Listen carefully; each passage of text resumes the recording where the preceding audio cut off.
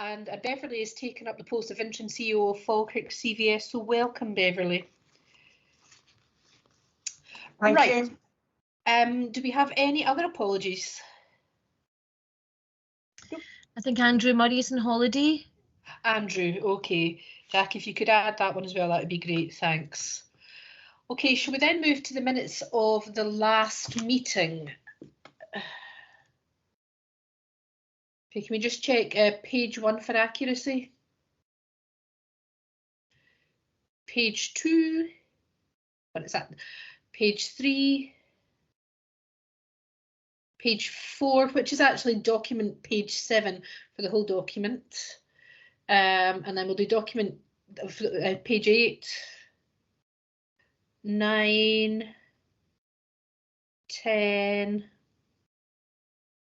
11, no, not seeing any hands, 12, 13.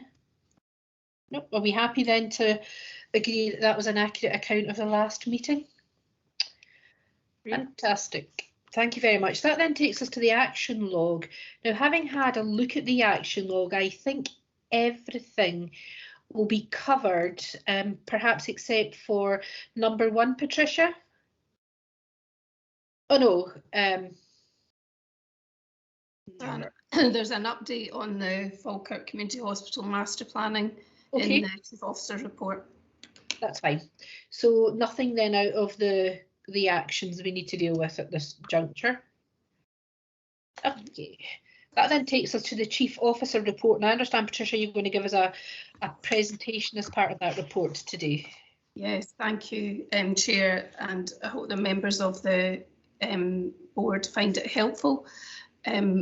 The Chief Officer report mentions the consultation on the National Care Service, and we thought it'd be helpful to give you an overview presentation, just summarising the background to the consultation, the sections in the consultation, and also an indication of what we propose to do as an integration joint board to encourage as many of our board members, but also our staff and our partners, our patients and service users to contribute to the consultation.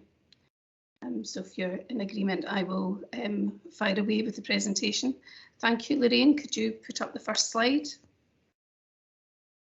Thanks. So just to give the background to how we've arrived at the consultation, the Independent Social Care Review, otherwise known as the Feely report, was published on the 3rd of February.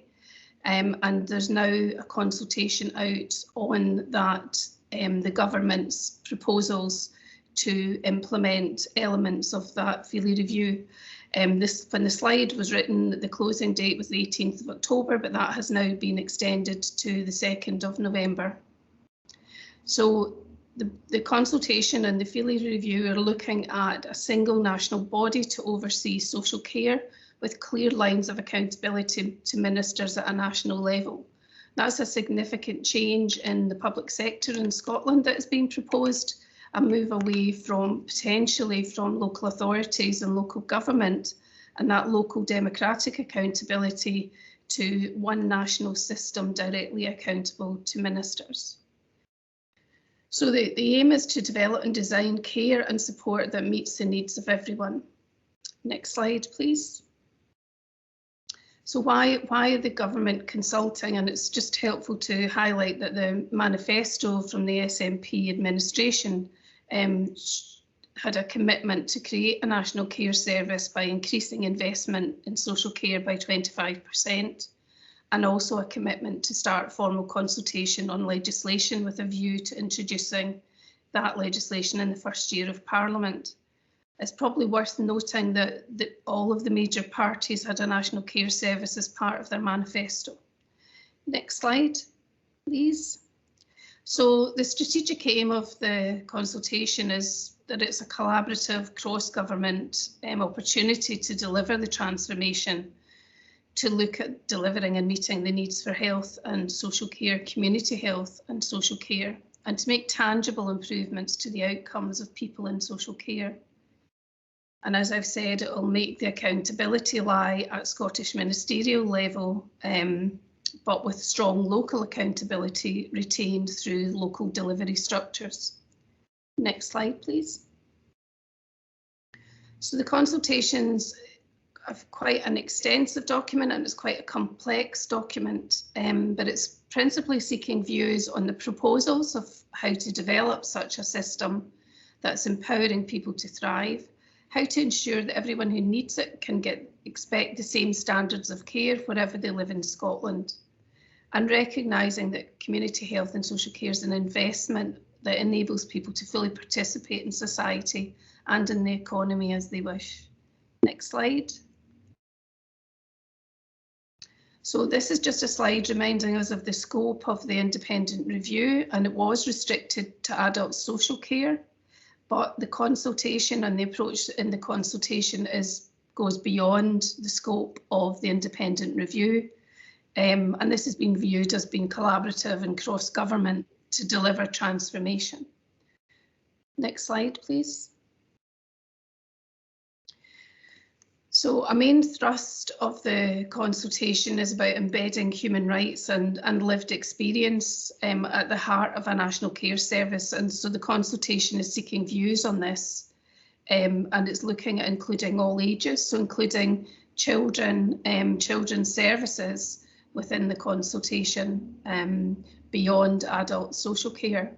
There are a number of existing integration joint boards and partnerships that have children's services, so criminal or community justice and addiction services within them. Currently, I think there's about 14 out of the 31, or 12 out of the 31 of all three, and 14 have just children's services within them. In Falkirk, we don't, as you know, have children's services, we have adult social care. So it's a particular area of interest in the consultation for us to consider whether that would improve outcomes for people in Falkirk.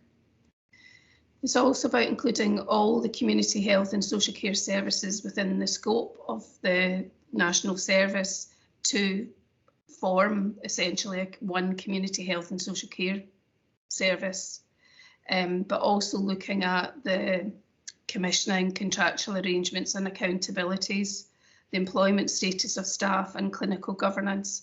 So it's really important that all elements of our workforce, our staff side and trade unions, our people who use and have used our service or who may need to use our services are actively involved in this consultation to contribute their views into this consultation and feedback into the government to help shape what comes out of this consultation. So it's also looking to include the social work profession, either in whole or in part, as part of the National Care Service, in particular ensuring legal powers and social work expertise remain inextricably linked with the delivery of care. And again, that's a challenge for us to consider that role of the Chief Social Work Officer embedded within local government and what any change to that or the proposed change to that would mean in terms of the people in Falkirk and the way that we deliver and provide and the way people use services. So you'll see on the right hand side there, these are the services that the consultation is consulting on: adult social care, addiction services, social work, children's services, justice services and community health. Next slide, please. So the consultation scope of the National Care Service, there's specific reference to support for unpaid carers. There's the inclusion of addiction services, the inclusion or alignment with criminal justice social work and services, but also making clear the links to or the duties of other services not included in the care service, for example, housing and education. Next slide, please. And this slide, I'll not go into in a lot of detail. We will circulate the slides after the meeting, but that's looking at some of the thinking behind the need as it is seen in the consultation to change the way social care is delivered. And it's really thinking about shifting the paradigm, seeing social care as an investment, enabling rights and capabilities, focus on prevention, strengthening collaboration and relationships, and looking at supporting independent living and fairness is at the heart of it. So I'll leave you to read the detail in that slide at your leisure. Next slide, please. And this slide just outlines from the government's perspective how they would see the delivery of that change in relation to co-design with people who need the service or have lived experience of the services. And the government has set up what's called a social covenant steering group, which the Minister for Mental Health and Social Care chairs, and that includes representation from a lot of people who've used services, who are from particular interest groups, and representing some of the support agencies. Also looking at partner engagement, but also looking at cross-government, where there are those cross-government connections with other directorates that would contribute, or decisions they would make would have an impact on health and social care. Next slide, please. Thank you. So this slide is really about putting people first, and really what the government are looking for are views on creating that comprehensive community health and social care service, supporting people across all ages.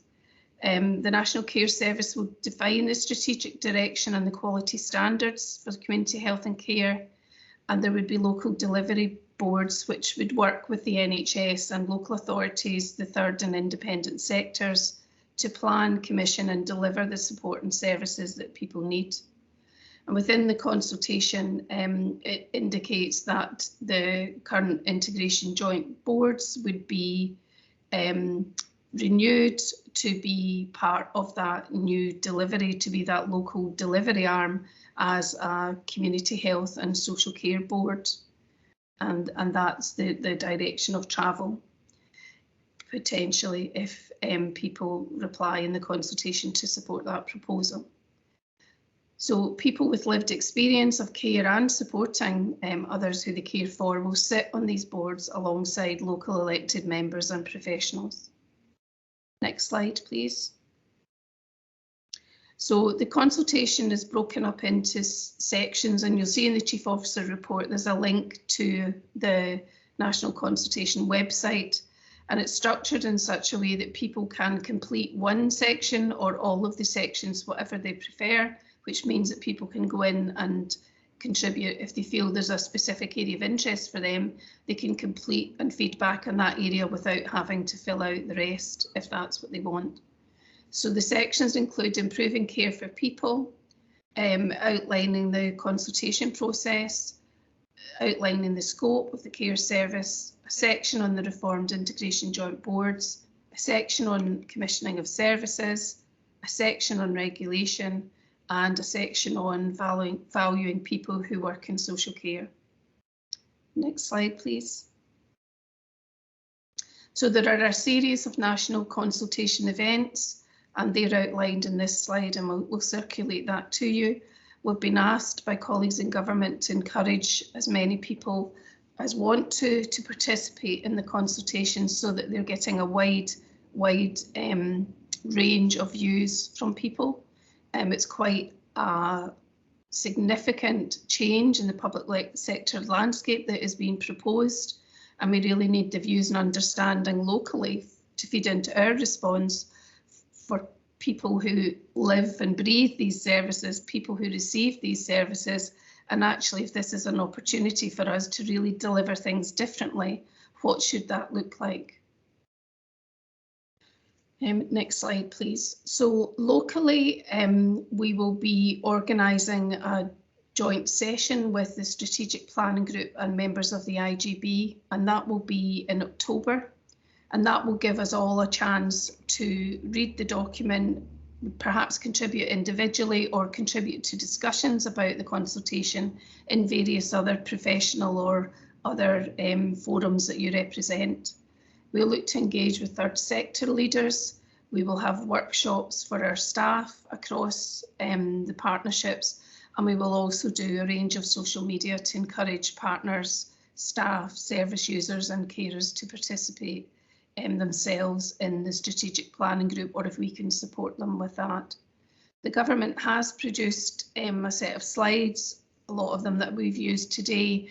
They've also produced facilitator packs for people if you want to facilitate consultation events within your own settings or within your own professional groups. And I certainly can share those and circulate those if that would be helpful. I believe there's also a set of animations that are coming out that will make the consultation or some sections of it more accessible again, and we can share those as soon as they're produced. So I thought it'd be helpful just to give members of the IGB and to break the consultation document down a bit to give an idea of the range and the scope of what is being proposed, and really the importance that we all contribute and participate in the consultation, so that whatever comes out the other end has taken account of people's experience, professional points of view, and as many people in the public who would potentially use or in the future need to use these services. Thank you. I'm happy to take any questions. Okay, do we have any questions for Patricia?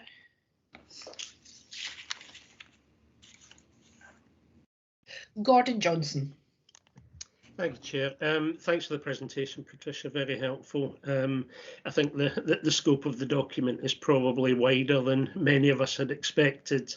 So I think the approach is a good one in terms of publicising that and getting as many groups to respond to the consultation as possible.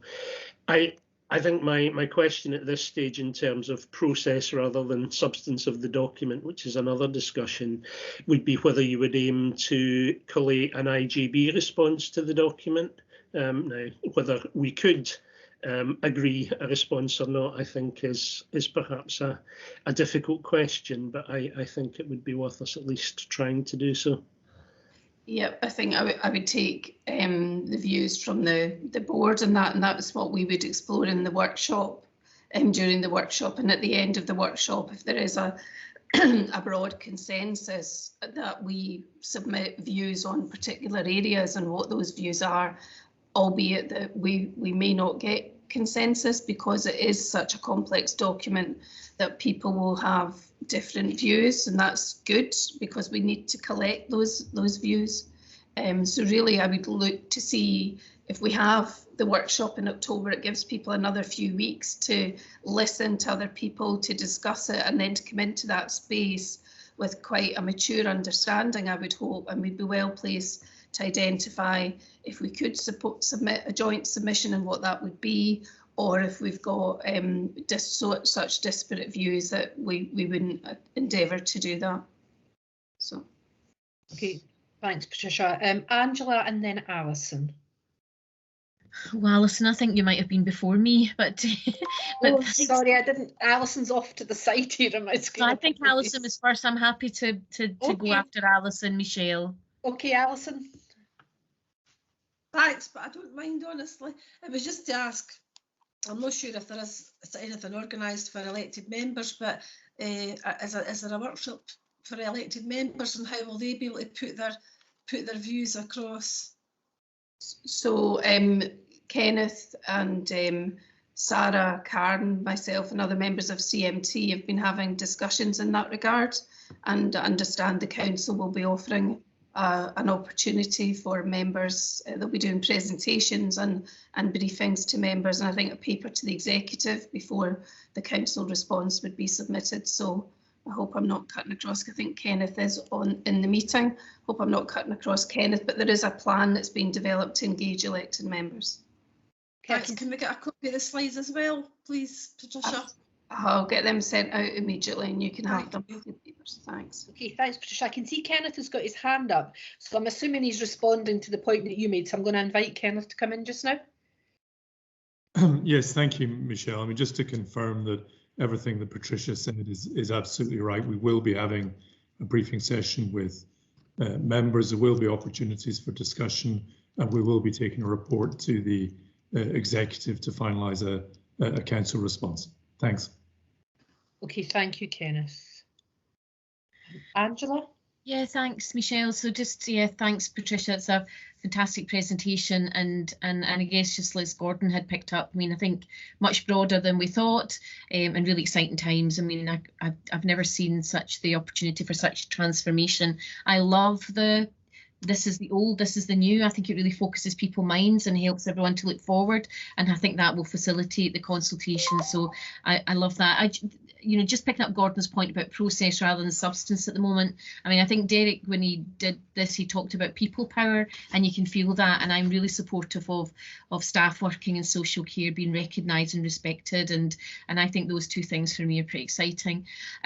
What I do love about the consultation is the way that it's broken down, because often when something is so big, the kind of contributions can then be quite high level and don't really get to the place we need it to be. So just wanted to support Patricia's thoughts in terms of process, but being able to chunk like that, and also, if we can do a joint response, it would be fantastic. But even within that, we might be able to include lots of diverse views within that. It would be quite powerful, actually. And certainly when we do any kind of consultation, certainly on a much smaller scale, if our patient and public partners, they would give their own view of that, but we would bring that together so that there's high level things, but you can see the range of vertical kind of drops that we've had in terms of getting those comments. So I think that will really help the national consultation in terms of the chunks, and hopefully it will help the process, which I'm really supportive that Patricia described. So exciting times. Thanks, Michelle.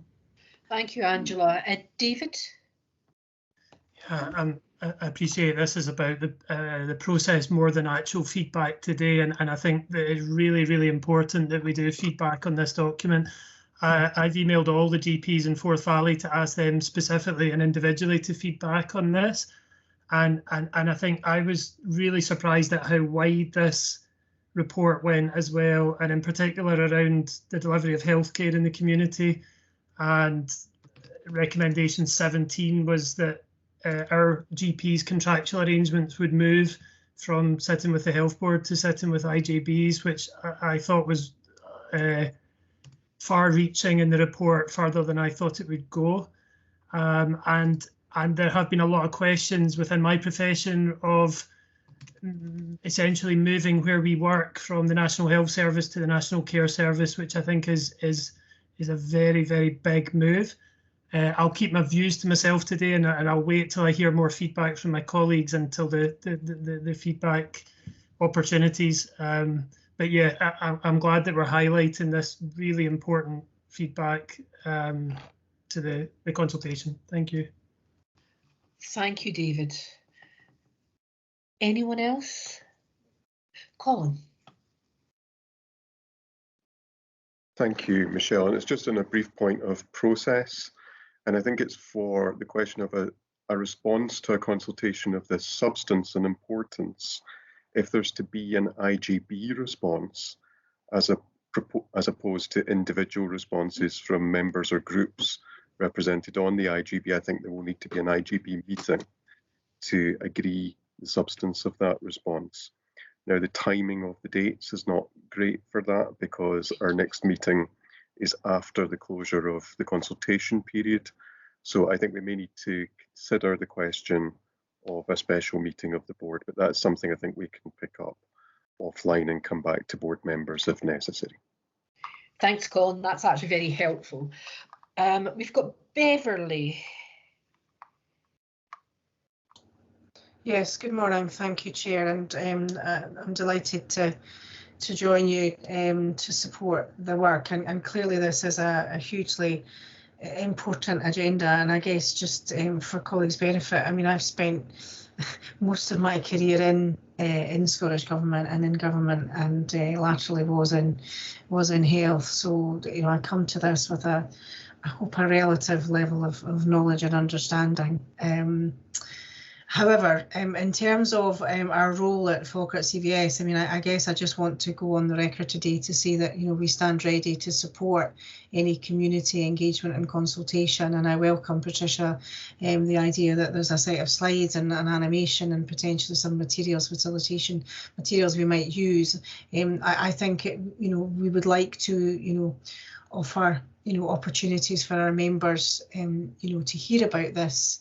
And to potentially, hopefully collate a level of consensus around some of the key themes that might inform either your own representations or indeed we would expect to be making individual representations as well. So very pleased to be part of this process, and I guess to join you at such an important time where we are starting to shape the future local landscape and national landscape together. So thank you. Thank you very much, Beverly. Anyone else? No. Patricia, do you want to continue then with the remainder of your Chief Officer report? Yep, thank you, and thank you all for your comments.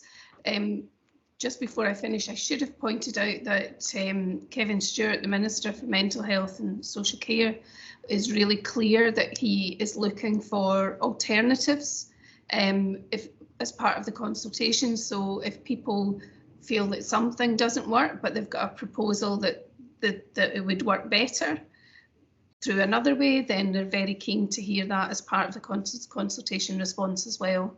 So it's not just simply a tick box exercise. If there's alternative models, alternative solutions, then please, it's part of that even better if sentence that they're looking for constructive feedback on alternatives. So apologies, I meant to highlight that in my presentation.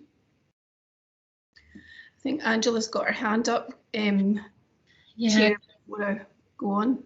Yeah, just if that's okay, Chair, I just wanted to support Patricia there. So I was lucky enough, because of the work that we've done in Forth Valley in relation to care homes, and as part of the oversight group with the chief officers and the medical director and others, I spent time with the Minister, and just to support Patricia, he was really clear about the challenges that he said there in terms of Patricia. He's looking for different, and he spent some time with myself and two other nurse directors from two other health boards, just understanding the work we were doing in care homes, and he had his own experience of that.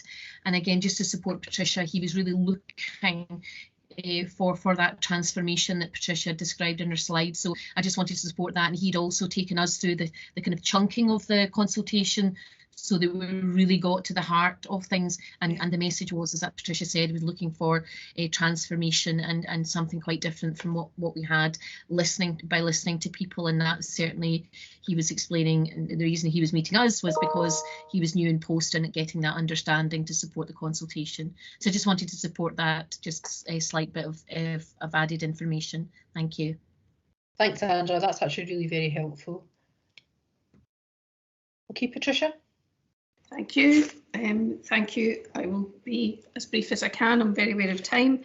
You have before you the regular Chief Officer report, which provides members of the board with an update on a range of initiatives and programmes of work that are underway within the partnership. We are seeking permission from the board to continue the emergency delegation powers delegated to myself and the chair and the vice chair between meetings, just because of the continuing in extremis position that we're in across our services that require us to be quite responsive and fleet of foot to meet some of the emerging demand that we're facing at the moment. In section 4 of the report, it provides update on a number of issues, including the care home assurance, the reviews of individuals in care homes, an update on that, an update on the vaccination figures. And I'm delighted that in the over 18 population in Falkirk, the first vaccine level is at 92% and second vaccine at 82%, which is tremendous, and a reflection on the community engagement and commitment to that, but also the work of Gilly Taylor and her team coordinating that programme. Section 5, it touches on the National Care Service, which we've just had the presentation on, and Section 6 is a fuller update on HSCP services.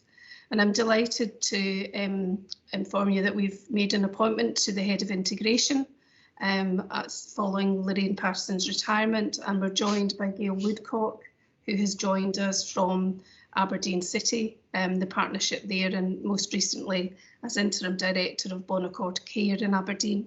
So I'm delighted that Gail has joined us, and she's here today. This is our first meeting. Also, to ask you to note that Beverly Francis has formally been nominated by CVS Falkirk and has joined us as highlighted by the chair earlier. So I'm delighted to have Beverly on side, and hope to meet up with you soon, Beverly. Thank you. So there's a range of information. I'm happy to take any questions. We highlight the annual performance report and the work to do with that as agreed in June, and we're seeking delegated authority for the chair and vice chair with myself to agree that report once it's been out for draft to yourselves and comments, so that we can publish it by the end of September.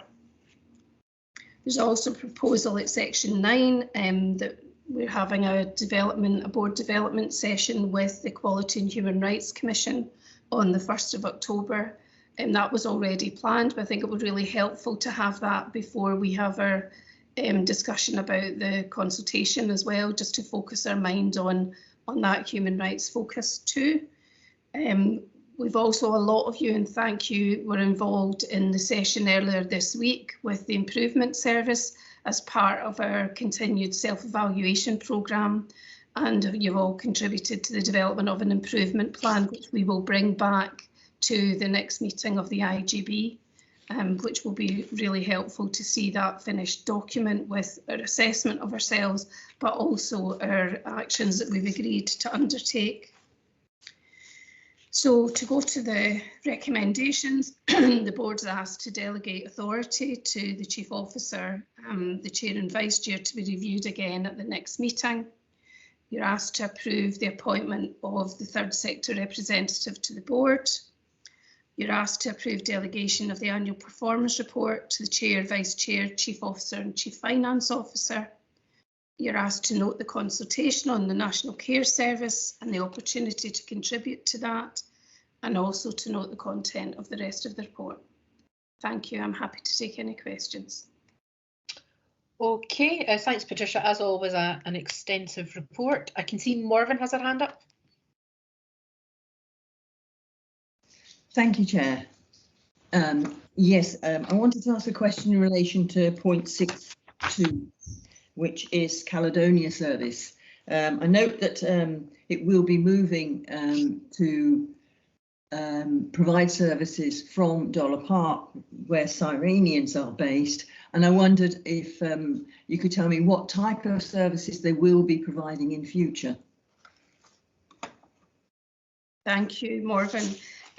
That has already happened, and that's been in response to the change to much more community-based services. And I'll perhaps bring Martin in to provide a bit of detail in that. He's been directly involved in that. Martin. Thanks, Patricia. The service that they deliver has really remained fairly unchanged, except from the base that they deliver it. They have throughout COVID delivered far more community inreach, which responds more on a locality footprint. So the services that people are getting are still being supported in very much the same way, but from I guess a position that's much closer to home. The fact that they're now working from Dollar Park means that they're far more accessible than the team were before. Historically, they worked in a building which was actually in the middle of an industrial estate, whereas now they're much more accessible. The plan is that as restrictions ease and more community resources open up, that they will actually travel around those community resources so that everybody will be able to access the service across the whole of Falkirk.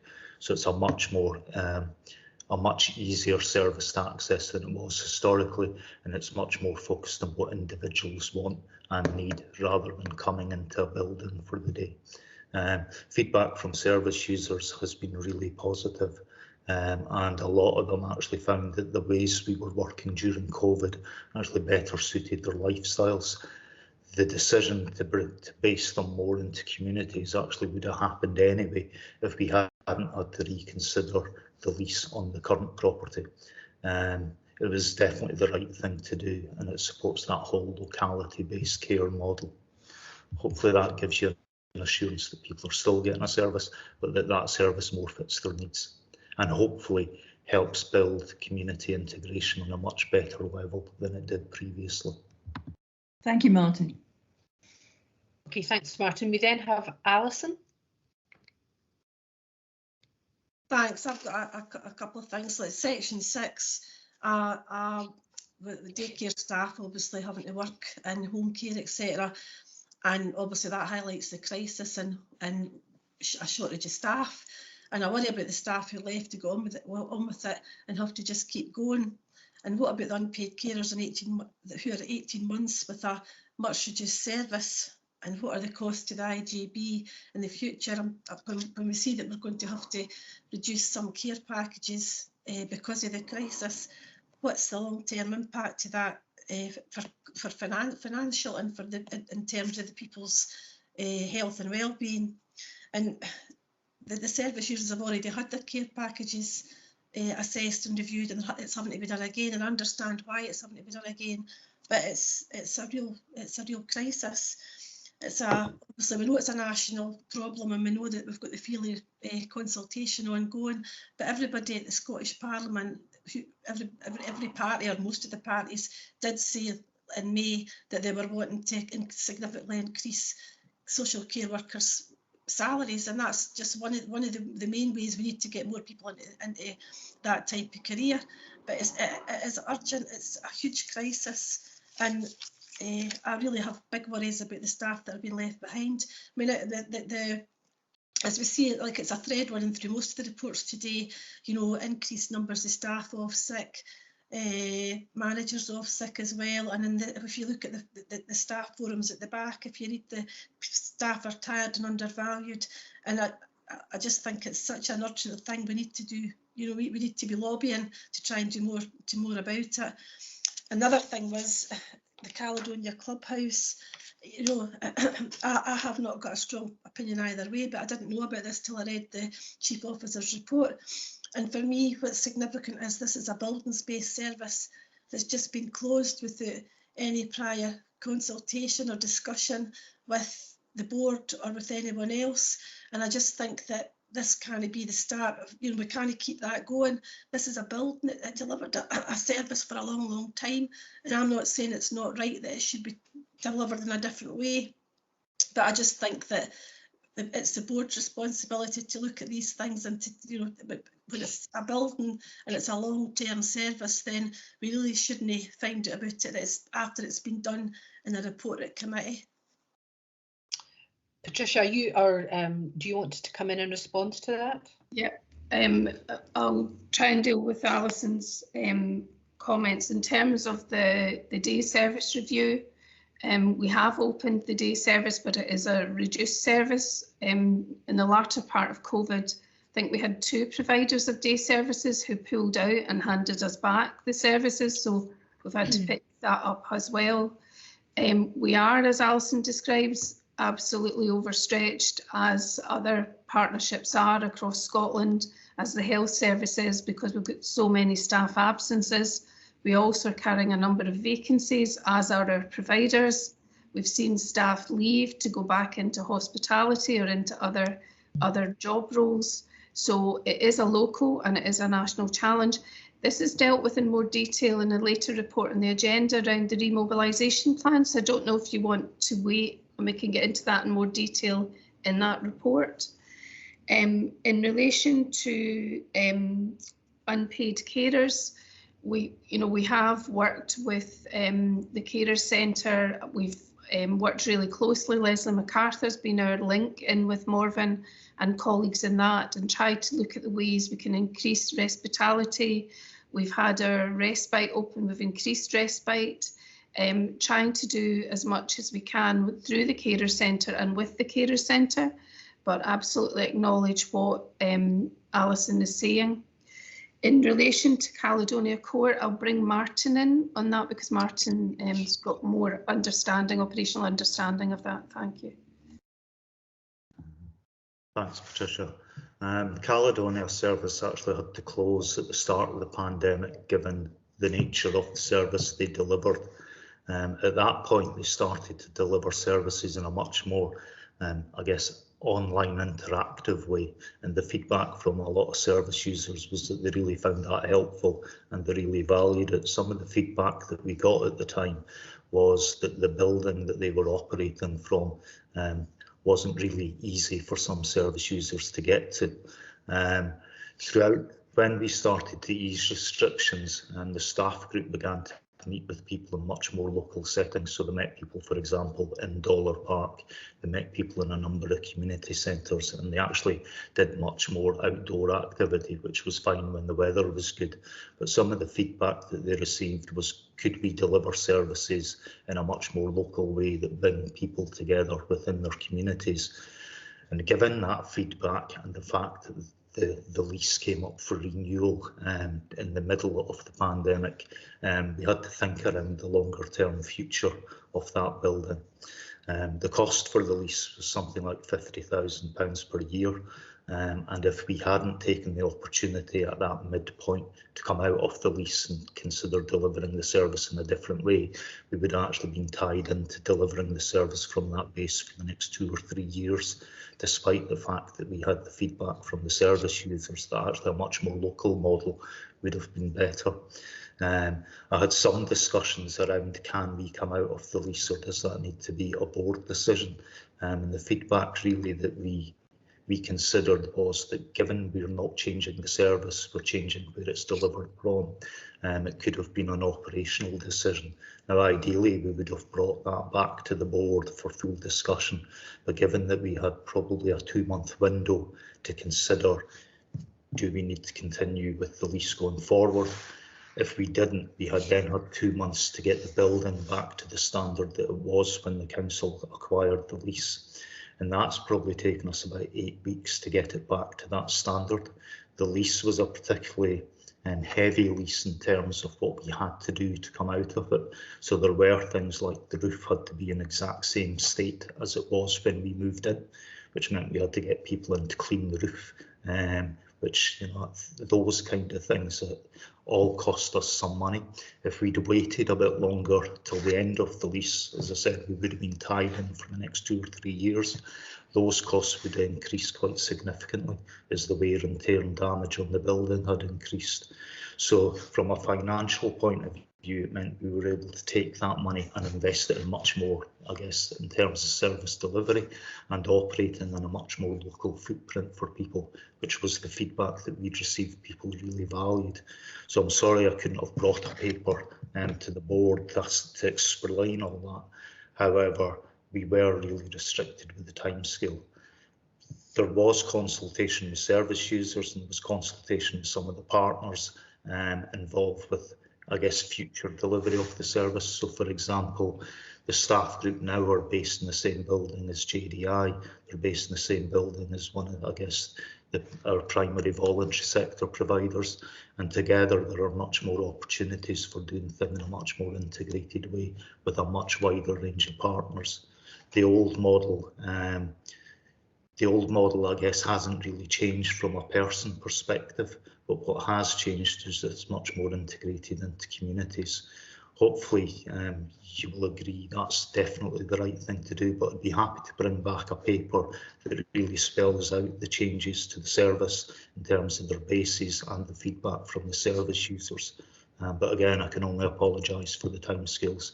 We had a really short timescale to make a decision about, do we extend the lease or do we continue with the new model? Otherwise, I would have brought a paper to the board. Hopefully that gives you some reassurance, and hopefully that answers your question. Thanks. I just hope that it doesn't set a precedent in that in future reports like that with a service like this that they have to come to the board. I understand the timescale, I understand the reason for that, but it just, the board has to make these decisions where it's a service. I can see Patricia sort of saying, no, that's not something that would ordinarily or will happen in the future. We would want the papers to come. But I think I appreciate, Martin, where you're coming from, just in terms of the speed in which it had to be done. Okay, I've got Gordon, who's been patiently waiting. Thank you. I just wanted to ask about section 6.7 and the Living Well Advice Hub. While this sounds great, and I think there are obviously lots of benefits to use of Near Me, I think we always need to remember that there is still a digital divide, and there are a lot of people who can't or simply don't want to use digital services. So I guess my two questions are kind of, is this purely an online service, or is there a similar initiative for people who can't or don't want to use digital? And the other part of the question is around the evaluation. I must admit I'm not as familiar with the Falkirk evaluation model as I probably should be, but I just wondered whether access to the service will be part of that evaluation, because it's sometimes easy to have the risk that if we evaluate a service in terms of the people who are using the service and they all say it's great, we kind of miss the point that there are people who can't or don't want to access it. So just whether that wider access to the service will be part of the evaluation in the final report. Okay, Patricia, do you want to come in now? Yep, thank you. Thanks, Gordon. This is one of the first pilots in Scotland to look at using Near Me out with its clinical applications that have been well rehearsed in terms of accessing GP and other services. So it is a pilot, and it is looking at, does this service meet needs? Does it meet a good range of needs? You know, are there access issues to that?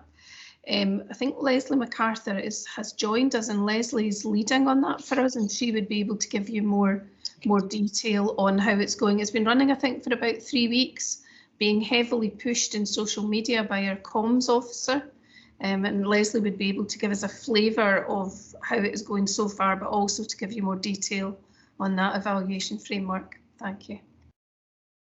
Okay, do we have Leslie?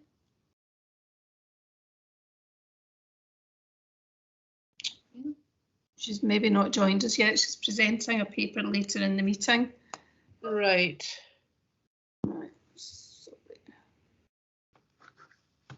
Okay, do we want to come back to that at some point? Yeah. Okay. Okay. Right. I'm aware of time, so I'm going to, Fiona, her question has been answered, so I'm going to move to Roger, and then I would hope that we would accept the recommendations in the report. So Roger. Thanks, Chair. Very sorry to come back to this issue about Caledonia. Most people probably know that I work in mental health, and I'm working with people who have used Caledonia service on a day-to-day basis, along with my colleagues here in the team. But the first I heard about, and my colleagues heard about, the changes in the Caledonia service was when I read Patricia's report. It was a bit disappointing that no information came down to us well before that, if it was a 2-month, very tight 2-month. I appreciate the reasons for it. I appreciate, Martin, what you've said about the reasons for the tight timescale, but it would have been nice to have been communicated about that. Thanks. Okay. Does anyone want to respond to that, or do we feel that Patricia? Patricia, you're on mute. Absolutely understand your comments and Alison's comments, and I hope you recognise that's not the way we normally work. It has been a particular instance, and I hear what you're saying, and I can give the board assurance that that won't happen again. But it's been a particular set of circumstances in this regard. Thanks. Yeah. No, absolutely, and I know myself it's not the usual way we work. I believe we've now got Leslie with us, so Leslie's going to come in and respond to the previous item we discussed, and then we will move on. Perhaps I can explain to Leslie what was being asked, or maybe Gordon might want to jump in. Leslie, there was Gordon was asking about the Near Me pilot and asking about the evaluation framework, and if access or lack of access to social media and IT is being evaluated in terms of the success or otherwise of the project. Thanks. Good morning, everybody. Yeah, so we have a range of evaluations happening. So part of it is when service users have actually been on Near Me, they're then taken straight into a survey in terms of their experience, which asks for feedback about any barriers that they faced in terms of accessing the platform and any difficulties they had, but also their experience in terms of the good conversation. We also have a survey that's live for the responders, so the people who are actually taking the calls, again from a technical perspective in terms of their experience, but also how they felt about, you know, the calls and the conversation and what kind of support they've been able to offer. We have also partner contacts, and if people are experiencing issues, we're able to provide phone numbers as an alternative. We have had a couple of people that have tried to access Near Me out with the pilot time and have been able to contact them then by phone. So it's very much a watching brief.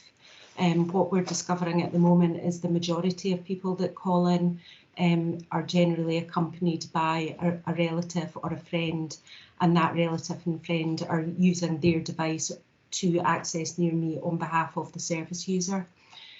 So the other thing that we're doing at the moment is looking at how we can use the Connecting Scotland programme to actually access devices, and also digital champion support to then provide devices to those who don't have that, but also the training and ongoing support after that time.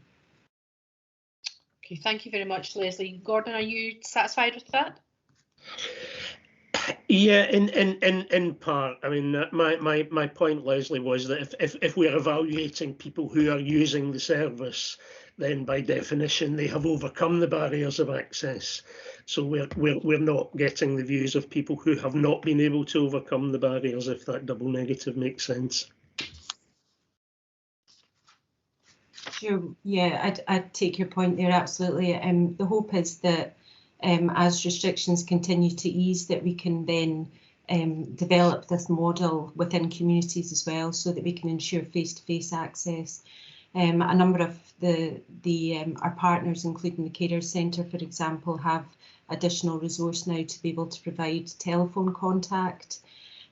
So we're linking very closely with social work in terms of pending lists, waiting lists, etc., and people who are perhaps on a lower priority, and contacting them directly and trying to understand whether they can indeed access Near Me and the Living Well website as well, or whether an alternative contact would be appropriate. So yeah, your point is completely valid there. We are trying that, but it's challenging to understand what we don't know, if that makes sense. Absolutely. Thank you, Leslie. Okay, Patricia, do you want to just run us through those recommendations again, and then we can move on, assuming they're all approved? Patricia, you're on mute again. Thanks. So the board's asked to agree to continue to delegate authority to the Chief Officer to be reviewed at the board meeting in November, to approve the appointment of the third sector representative to the board, to approve the delegation of the publication of the annual performance report to the Chair, Vice Chair, Chief Officer and Finance Officer, to note the consultation on a national care service for Scotland and the opportunity to contribute, and to note the content of the report. Thank you. Thank you very much, Patricia. Okay, I would then like to move on to the finance report, my favourite part of the agenda, Gillian. Thanks, Michelle. In terms of the financial report in the pack, it represents the financial results for the first 4 months of the financial year. Section 3 of the report sets out the current annual budget, which is £246.8 million, of which £30.2 million relates to set aside and £216.6 million in relation to the integrated budget.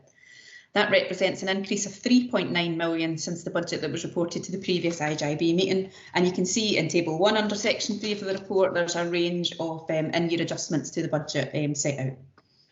In terms of year-to-date performance, the budget up to the end of July was just over 81 million, with actual expenditure incurred of around 82 million, resulting in an overspend of 972,000, which is set out in Table 2. There's a number of issues within that. The vast majority of the overspend relates to large hospital services, so the set-aside position. That's reflecting significant operational and financial pressures within A&E and a number of inpatient specialties, purely linked to ongoing demand, the complexity of the patients that are actually being seen and dealt with, and of course additional staff costs because there has been significant staff absence, and that's also been reflected within social care as well, which obviously has an impact on some of the discharge profile from the hospital. Obviously, an element of that does relate to COVID in terms of people being off ill or having to self-isolate. So there is a piece of work required to actually remove any additional staff costs that are COVID related from the position. And there's a meeting set up on Monday to pick that up with the acute finance team. In terms of primary care prescribing, you can see the overspend in table 2 is 562k. I would point out that that represents actual data for April and May because of the time lag and how prescriptions are processed. Obviously, there has to be estimates for June and July. However, the kind of average cost per item does remain higher than planned levels, mainly due to short supply issues where concession prices have been applied to certain medications and delays in achieving efficiency savings. And it's quite notable that one of those efficiency savings relates to a nationally agreed tariff reduction where there's a shortfall that hasn't been delivered. In terms of community health services, it's a different story there with an underspend, 437k reported up to July. Now, around half of that relates to Falkirk Community Hospital, and that reflects the temporary closure of wards 1 to 2. I'm sure members will be aware there was a fire risk on site, and so there has been decision made to temporarily close those wards and redeploy staff to vacancies in other service areas. And you'll be aware that there's a master planning exercise also underway at the moment in terms of the long-term future of the site. I would expect the underspend on the community hospital to improve slightly once I see the next month's financial results, and that's because the ledger still reflects a number of staff still being charged to Falkirk Community Hospital rather than being coded to the vacancies, so I would expect that to improve. In Patricia's report, she's alluded to the significant demand pressures for care in the community, and it is proposed today that any underspend in the community hospital will be ring-fenced for investment in new community services, including AHP-led support. I would point out that the favourable year-to-date position around the community hospitals is masking significant pressures within complex care. There's 2 out-of-area placements there, significant financial costs, although one of those cases is expected to be repatriated in the autumn, and palliative care. And of course, we can see activity levels are significantly higher in terms of that Marie Curie service that we commission. With respect to social care, break-evens reported for the 4-month period. However, I would point out, as with other services, there's significant operational service pressures, mainly in relation to home care. And again, it's similar issues around short staffing issues at the moment and a high level of vacancies, and that's in the internal service, but also in our external providers as well. You'll be aware that the number of people waiting for packages of care is extremely high at the moment, and a number of our external providers are operating under business continuity. These pressures have been offset by lower residential care costs and non-recurrent savings within respite, daycare and within the carer strategy as well. I would point out that additional funding has recently been agreed to improve capacity within the Carers Centre, which is a real positive development, and that's in an attempt to try and increase more reach to more carers. So we're looking at improving access, looking at how we can monitor progress with the outcomes that's in the adult support plans, but also to provide more preventative and emotional support for carers. So that's a positive development there. In terms of savings, board members will be aware there was a target of just over 6 million this financial year, and savings just over 5 million had been identified, with further work to be confirmed around the set-aside position. To date, savings just over £500,000 have been recorded as being achieved. With respect to COVID, continuing to incur significant costs in relation to the pandemic, the most recent estimate that's been submitted to the Scottish Government for the current financial year is £7.9 million. The Scottish Government are having a series of meetings with boards and partnerships across Scotland to look at the first quarter returns that's been submitted. They've also undertaken some national benchmarking work, so we'll be able to hear how we compare to our peers and neighbours. And that meeting is scheduled for the 10th of September, so that will be next week. We'll be discussing with them. That will inform any further funding allocations. We are also required to submit a remobilisation plan at the end of September, so we're looking at that at the moment in terms of the recurring and long-term impact of the pandemic. In terms of the forecast outturn then, section 6 in the paper, table 4 outlines a 3.9 million potential forecast overspend, so significant pressures. In arriving at that position, it's assumed that all additional costs associated with COVID and where relevant any unachieved savings will be fully funded. The first call in the COVID reserve obviously would be expected to be used before any additional funding would be sought from Scottish Government. The COVID reserve balance is sitting at 6.3 million. Obviously, I've just said the costs are sitting at 7.9, so there would be a requirement for additional funding. As I said, set aside forecast outturn significant at 2.4 million, and there's a meeting set up on Monday with Acute Finance colleagues to go through that, just to ensure that all the COVID related expenditure is removed from the position. The forecast net overspend against the integrated budget of 1.5 million is primarily in relation to primary care prescribing. Again, I would encourage caution there, given that we only have 2 months worth of data. That position is also assuming that we would ring fence any underspend on Falkirk Community Hospital so that that can be used for investment in new models of care. And the expectation is that a paper would be brought back to the next IJB meeting with proposals for how that underspend would be utilised. In terms of prescribing, as I say, a significant overspend. So there's been initial discussions at the Medicines Resource Group around developing a recovery plan. And again, I would expect a paper to come back to the next IJB, outline a range of options about how that position could be addressed. That is going to be a significant challenge, and I would expect those recovery plans to consider a range of local and national savings initiatives. I've already mentioned the shortfall in the national tariff, and we need to pick that up. But I expect it would also cover some budget issues as well, where there have been new drugs and devices introduced that haven't been funded. So there's quite a lot of variables in the mix there, and we'll bring that back to November. Break even is currently forecast for social care for the year. However, I'm reviewing that at the moment, given the significant operational pressures and the financial impact of that. In terms of the recommendations of the report, board members are asked to note the year-to-date overspend position, to note the projected year-end overspend of 3.9 million, the requirement to develop a recovery plan and prescribing. Members are asked to approve the underspend against Falkirk Community Hospital being ring-fenced for investment to test new models of community care and support, including AHP-led services, and also approve the breakdown of the payments, which are provided in Appendix 1 in relation to those changes to the budget. And I'm happy to take any questions. Okay, thank you, Gillian. Any questions? We've got Morven.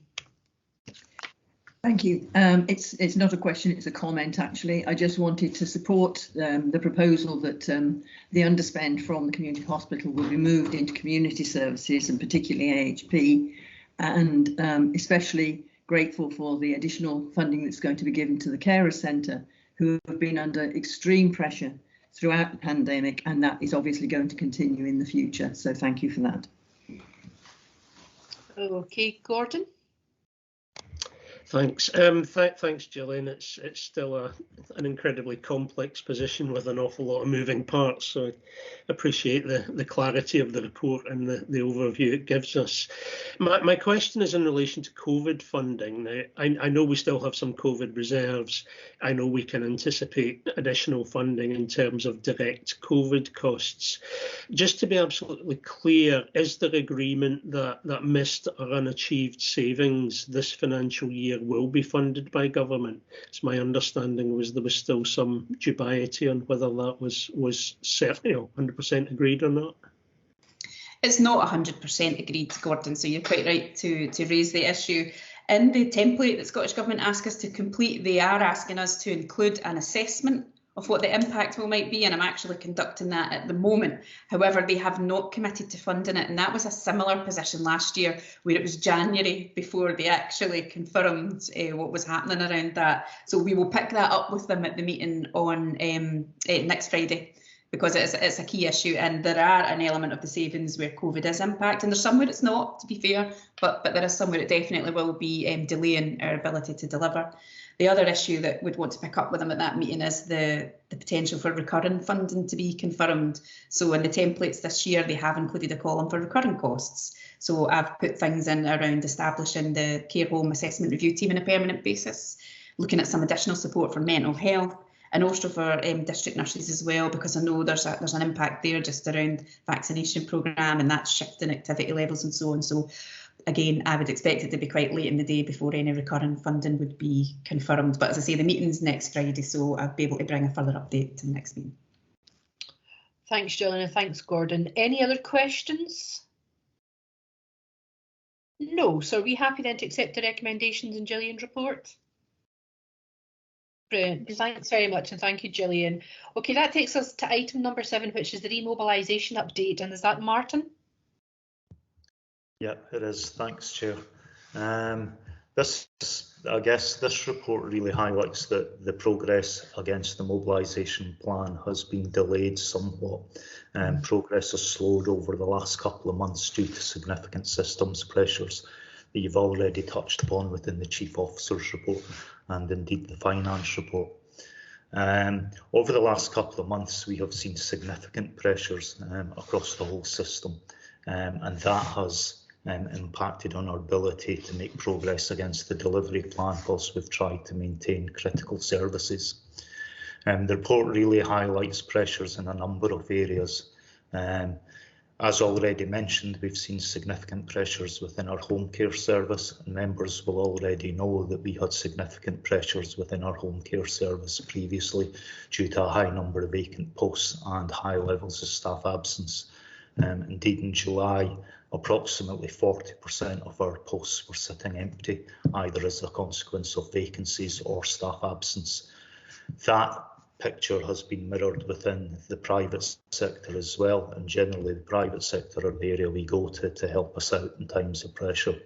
Feedback from the private sector has been that they have seen a number of staff having to go off sick or go off to isolate, and they've also seen a significant number of staff that they brought in to help over the pandemic go back to other jobs such as the leisure industry and other areas that have opened up as restrictions have eased.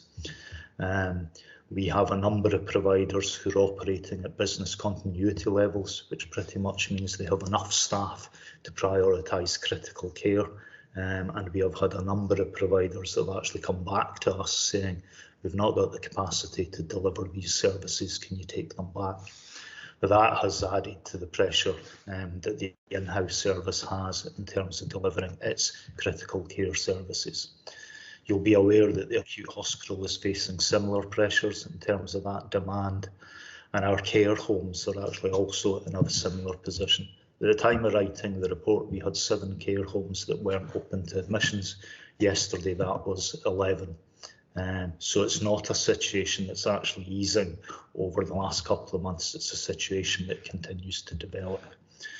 The impact of these pressures has had, as I said, an impact on our ability to progress with a number of areas in the mobilisation plan, as managers and leads for those particular areas of work have actually struggled to maintain service delivery to those people in real need.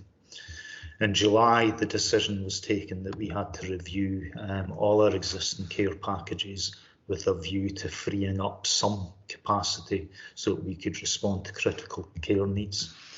The report really highlights, I guess, table 1 at 3.2 in the report highlights the change in position this year compared to the last couple of years. Now, although that's the position at July, I have to say things have deteriorated a bit. The latest figure in terms of numbers of people waiting for a package of care last week when I checked was 171, which has gone up again. Now, those are people that have been assessed for care, that care's been identified as a need, but where we've been unable to source care to provide. That has an impact on the work of our locality teams and all our social work teams, and I guess a wide range of partner services as we work to monitor risks so that we can then prioritise the care that we do have to go in and provide support to people that are most in need. We have recruited a significant number of temporary staff to go out and review care packages, to work with providers, work with families, and actually look, can we free up any capacity in the short term that we could use elsewhere, i.e. that 170 plus people that are waiting for care. We've also looked at changing how we recruit. We have a number of adverts out in My Job Scotland just now for permanent posts, despite the fact that we plan to change the model for our in-house home care service in the future, and we're not quite sure what that's going to look like. We have committed to recruiting to permanent vacancies. Had we not been in this situation, we may have been looking to recruit to temporary posts. given that we're still unclear around the future model and how that's going to pan out in terms of staff numbers. But we are really keen to get people in to fill those gaps. We've also had agreement with the NHS Staff Bank that they will actively recruit for us in terms of bank staff, and that's really on the back of the NHS Bank offering opportunities to all those who are going through social health and social care training, opportunities to get some experience working in health and social care. So recently, I'm told that our recruitment efforts have made some progress and that we have recently appointed 16 home care staff to those permanent posts. And I'm told that we have 16 staff from the staff bank that are interested in working in the partnership. So we are beginning to make some progress in terms of the recruitment, but the pressures still remain. At Appendix 1, there's really a very brief highlight of some of the actions that we've taken to date to try and address the pressures, both within our care homes and our care at home services. I'm happy to take any questions. Hopefully that's given you an overview of the pressures, but managers are still continuing to respond to those pressures on a daily basis. In terms of the revised timescales for the delivery plan, there were a number of actions that were due to be delivered by September. Speaking to managers, they've given me an assurance that in their best view, those actions that were due to be delivered by September will now be delivered by December 2021. Thanks.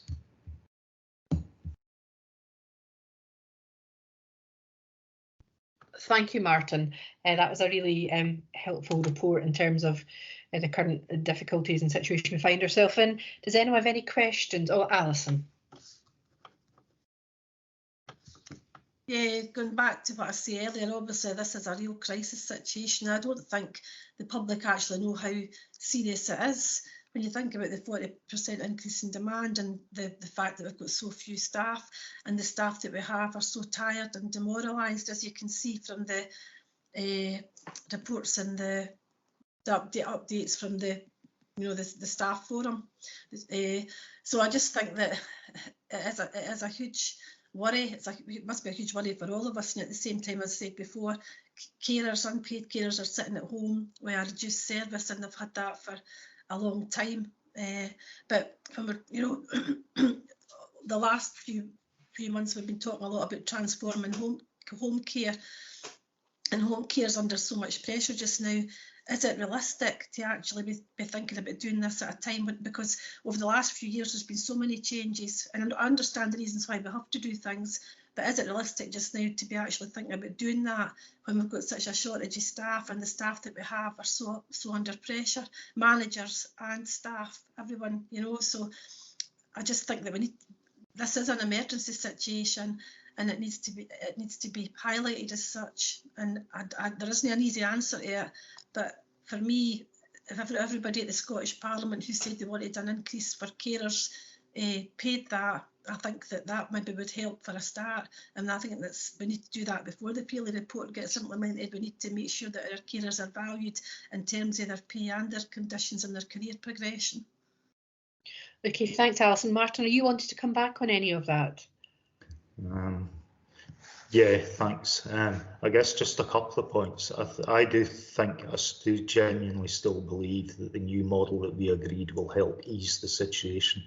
Part of that was around giving people real career opportunities and attracting a lot of new blood in to make sure that the service could invest in staff training, staff development and career progression.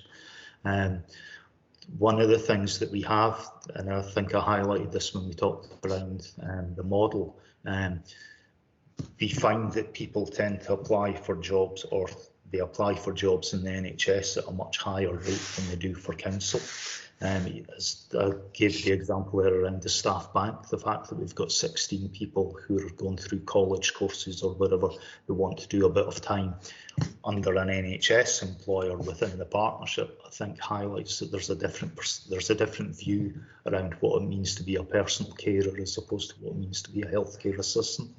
I think the new model will give us a real opportunity to highlight that if you're a home carer or a personal carer working in an integrated locality team, you'll be working alongside OTs, district nurses, social workers, and a whole range of other professionals.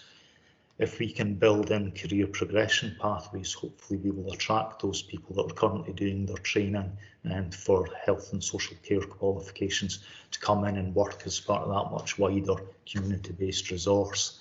I absolutely think that that's something we definitely need to do. I was at a meeting the other day that really highlighted, I guess, what I already knew about 30% of our workforce in adult social care is over the age of 55.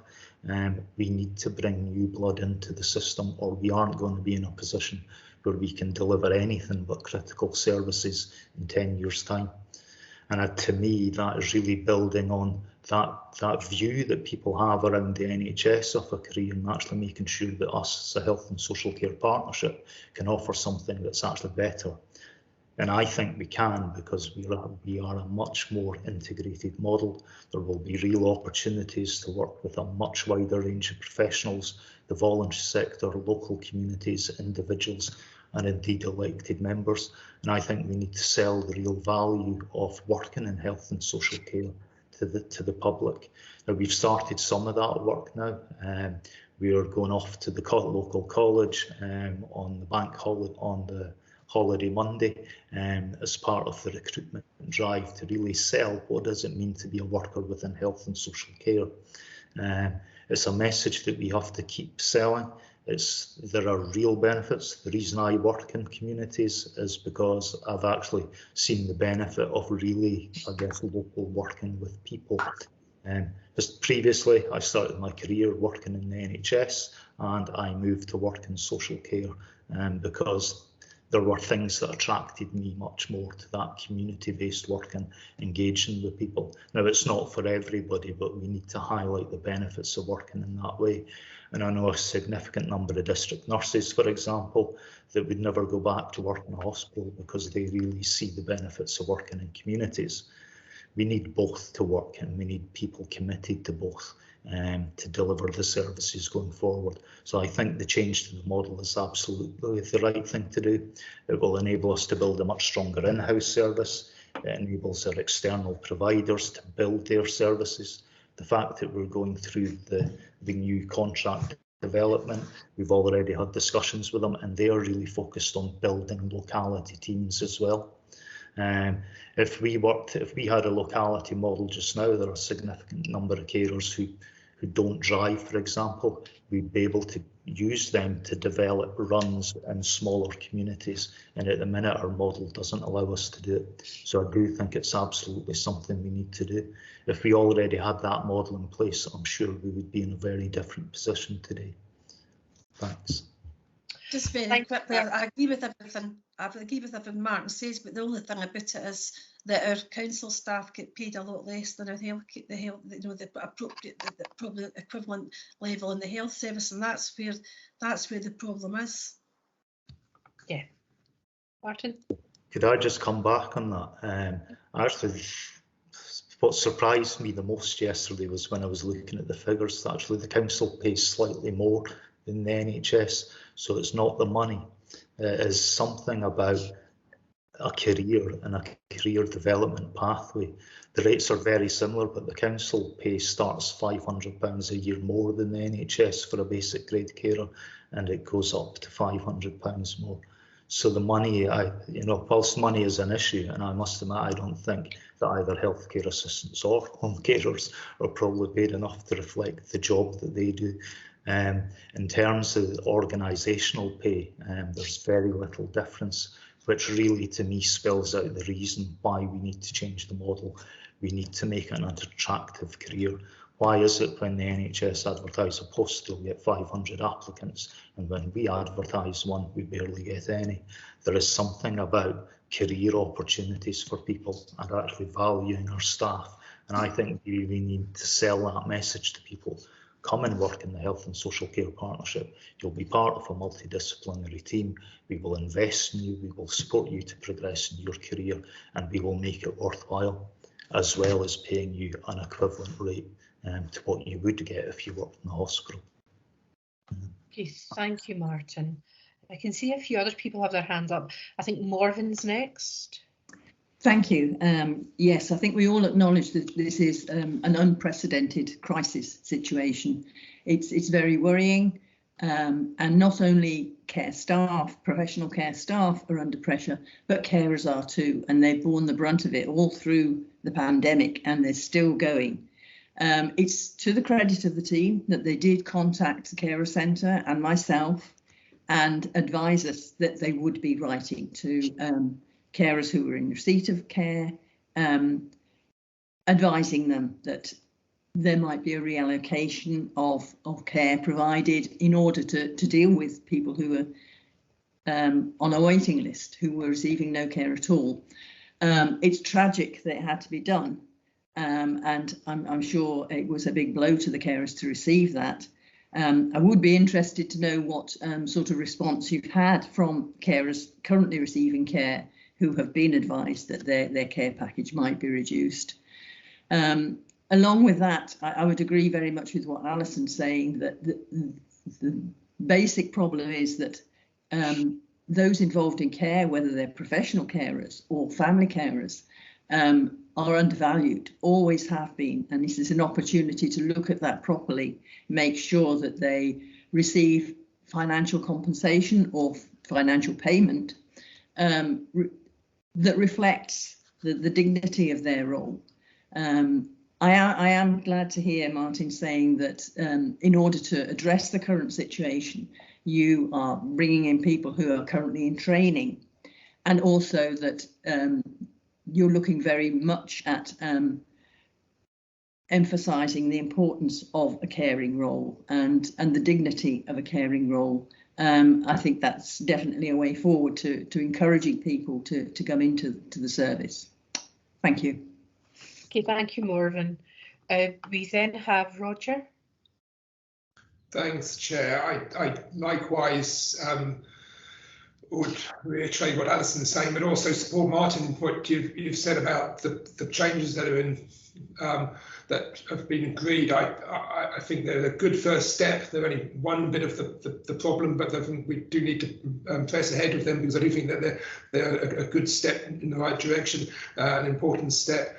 I was speaking to a number of Unison members who have been in home care and have just gone back to the hospitality sector, and asked them why they had gone back at the end of the pandemic, and they're all saying the wages were more in they get paid a lot less in the hospitality service sector, but they were really enthused by the work that they were doing directly on the front line, but they felt the way they were treated in the services was so poor that they couldn't cope with it any longer. So I think that's and that goes about how the way that they're perceived in our society, but also in our culture.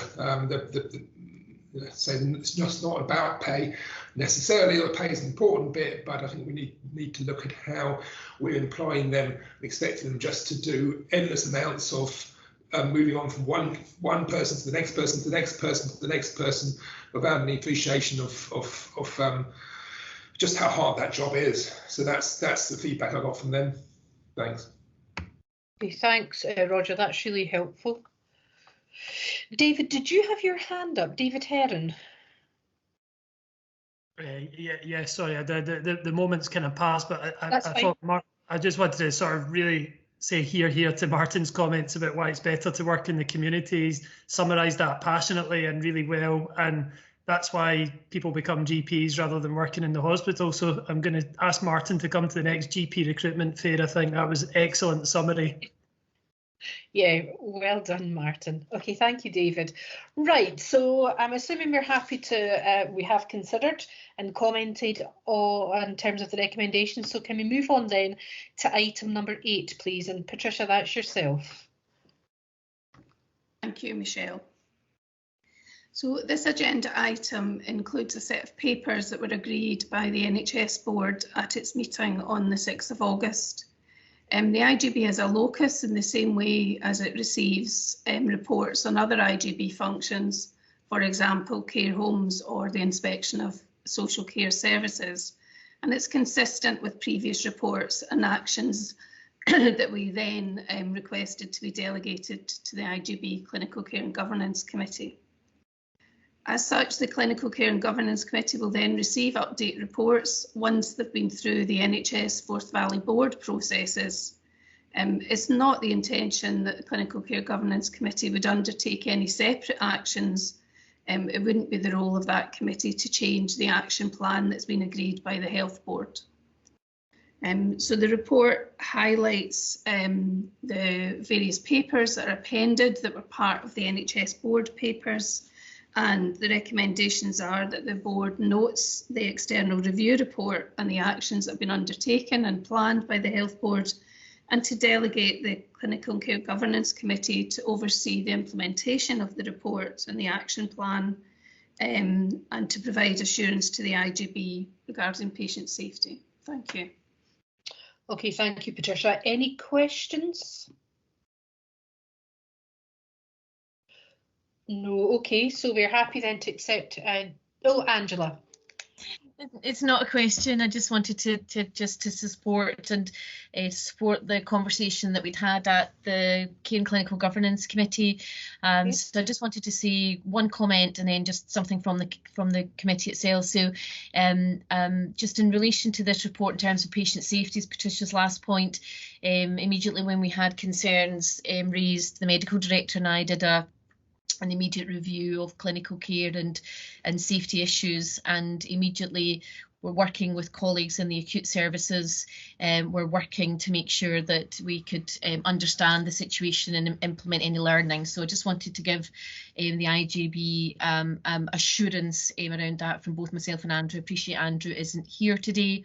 And at the Care and Clinical Governance Committee, I had suggested that just in relation to those reports, Andrew and I were able to respond to our board colleagues in relation to detail around, you know, if you look at nursing, for example, in terms of what currently happens, you know, what the improvements were made and how we've done things. And again, I suggested that that might be something that might be nice to share in terms of that assurance with the Care and Clinical Governance Committee. And I think Fiona and colleagues have thought that that would be an acceptable idea. So just wanted to support that. I'm happy to take questions as well, but certainly look forward to having some dedicated time so that the Care and Clinical Governance Committee can see the detail that Andrew and I have provided in relation to clinical care and staffing in particular. So hopefully that's helpful. Thanks very much. Okay, thanks, Angela. That was helpful. Do we have any questions? Are we happy to accept the recommendations? Okay, right, I think we're happy to accept the recommendations then, and move on to item number 9, which is Community Planning Partnership 21 to 31. So who do we have presenting this one today? Jen Kerr is going to present it. Okay. Hi everyone, nice to see you all again. Hi. Hi. So I'm here today. I'm Jen Kerr. I'm the Communities and Fair Falkirk Manager at Falkirk Council. So part of my role includes the coordination of the community planning team and the community planning partnership. So I'm here today to just go through the final draft of the Falkirk plan. I'll be brief because you've had a lot of reading to do around it, so thanks for taking the time to have a good look through it. I will say that the plan is currently out for a consultation period with the public, but during that time we still welcome ongoing and continual feedback from our partners, and actually we welcome that at all times of any of our work across the community planning partnership. But please, if there's feedback or comments that you want to take out with today or discussion, please ensure that you get in touch and we'll take them on board. We've been doing that throughout the process. It's been a bit of a strange process because of the pandemic. It's the first time we've developed a local outcome improvement plan without being able to get anybody in a room. So we made sure that we planned a really rigorous process that involved as many possible perspectives as possible. The Community Planning Board told us last year that They wanted the plan to be for people, the people of Falkirk. Our previous one was called The Soul, and I have to admit, I can't even remember entirely what that stands for. It was a range of delivery groups. It had 70 plus pages. Not many people had ever read it all the way through. And those that did, it then sat back down. We did the bits we needed to on it. And we wanted this plan to be different. We wanted this plan to be clear, to be focused, to draw on our strengths as partners, and to be relatable to people, the people that we want to work with. We started by looking at data, and the partnership, though, was very clear. The plan can't be entirely data driven. It's important. We need to know what the emergent themes are. We need to understand what health inequalities, what inequalities are facing people and how that's impacting their lives, and what we can all do together to help with that. But we need to focus in the community planning partnership on where we add value to those things, and we can't just do everything all the time. So in our previous plan, we had a large plan with lots of themes and cross-cutting outcomes and lots of priorities. And we did a lot of really great things. We made a lot of really great differences to people. But if you took away the infrastructure of that community planning partnership, we all work well in partnership together, and a lot of that would have still happened. It maybe wouldn't have been reported on, or it wouldn't have happened in those groups, but we still would have done those things. So the partnership took a long, hard look at itself when as a self-evaluation process at the end of 2019, and said, we want to really work together on particular things where they're complex. They need us to work together, and they need us to make a difference by working together. And sometimes that's about resourcing or adapting or working differently with the communities that we work alongside. So those were the sort of three key instructions from the board. Be about people, be focused and clear on working where we add value, and do it and don't entirely drive the plan by data. Drive it by what people want. We need you to listen to people. So as part of the process, we engaged on online virtual process of engagement with communities of place and people with lived experience that some of the themes brought up. And you'll see the 6 core themes there, not surprises. And also as a result of the pandemic, between starting the Joint Strategic Needs Analysis early in 2020 and then starting to talk to people and draft the plan towards the end of 2020, they've all just been exacerbated. So those themes ring true, and they aren't themes that are going to go away anytime soon. So a local outcome improvement plan, such as the Falkirk plan, is a 10-year plan. So we recognise that those themes and those priorities that we're all working towards and around will be with us for the duration of the plan, the 10 years. The outcomes beneath them, though, the things that we want to change, the very specific things within those themes of work that we want to work on in partnership, those may change, and we'll review those every 3 years. We hope that in the first 3 years we'll have achieved some of the differences we want to make and can remove them. Some of those outcomes are short-term ones, some of them are medium, and some of them are a bit longer term. The key difference in this plan to the previous one is really that instead of focusing on delivering a whole theme of work, we're really focused on delivering those agreed outcomes within themes. So it's those outcomes that we then went and met with all of our partners, the public, and people who already work in these areas, and said, what should we do? What are you already doing? And will you work alongside others, or will you bring others into your work in those areas? So and report back to the board on progress against these particular outcomes.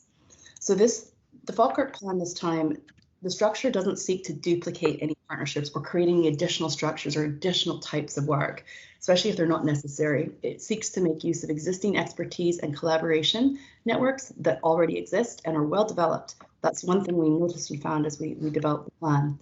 There are, however, a few new and emerging areas of work where we will need to create and have created some partnership working groups, such as community wealth building, or like has been mentioned here today quite a bit, areas where we want to better align the way partners work with communities. We heard from communities all the time that it's struggle for them to work with all of us at once or in different ways, and we all work slightly differently and organize our work slightly differently.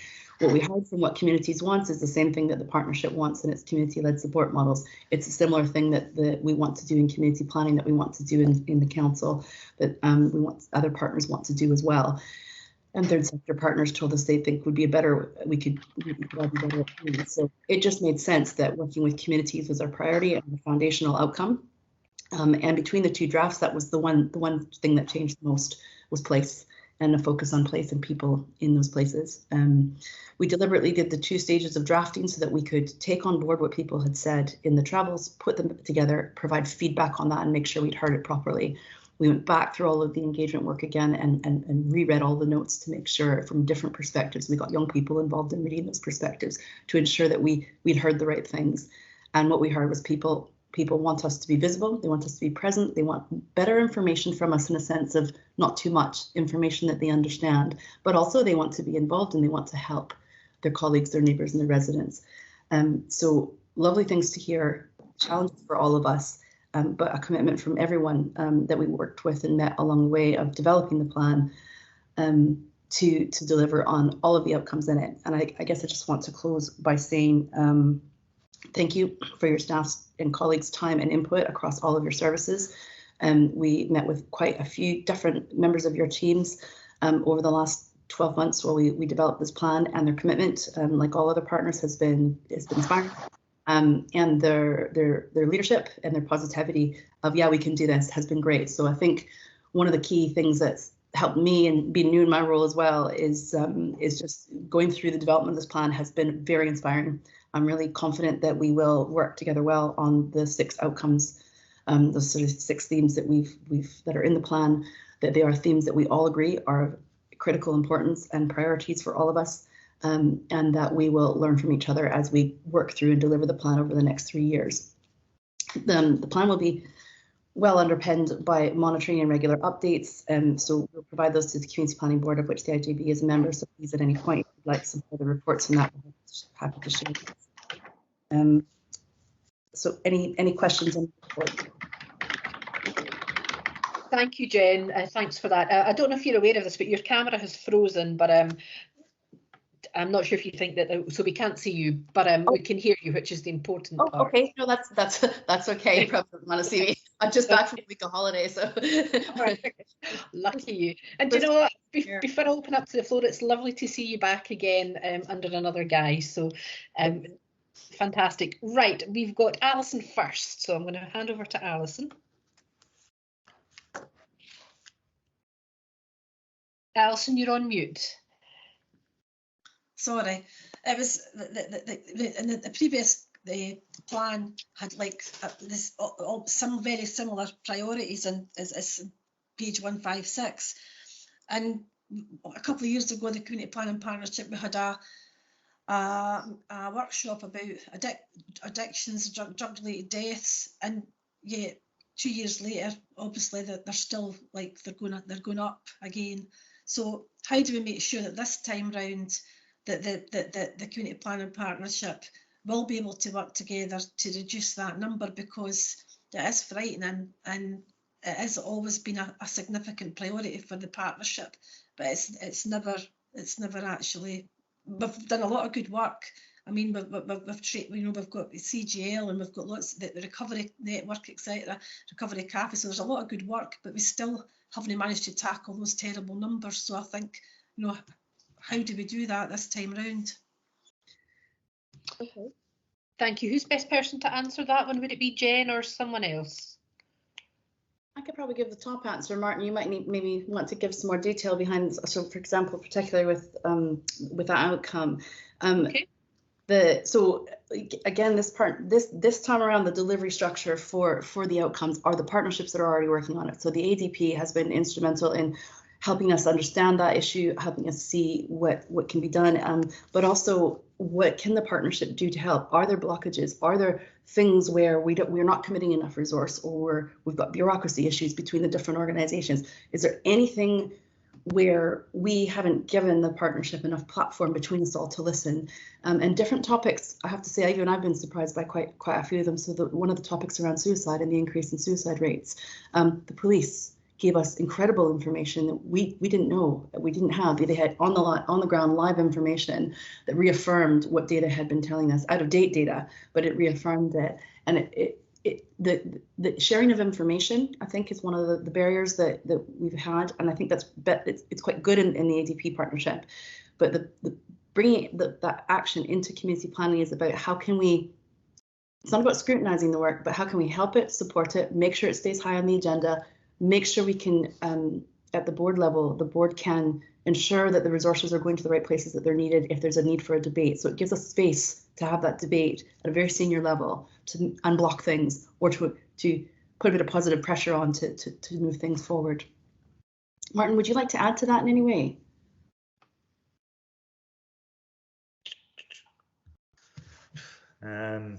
Trying to think what I could add to that. I mean, there is a lot of work, good work being undertaken by partners. The ADP, I guess, in my view, has a really good delivery plan, but I guess Alison's right, the numbers are still going up in terms of drug-related deaths. I mean, I started working with drug users probably 20 years ago, and then we considered 7 deaths in an area that was really high.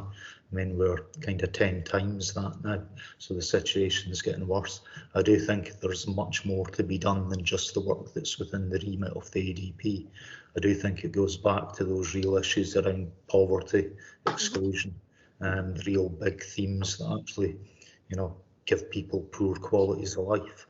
And I think a lot of that is outside the remit of the ADP. So whilst the ADP can make progress and it can implement national strategy and local strategy, it does need that much wider range of partners to help make a difference. But that work's ongoing.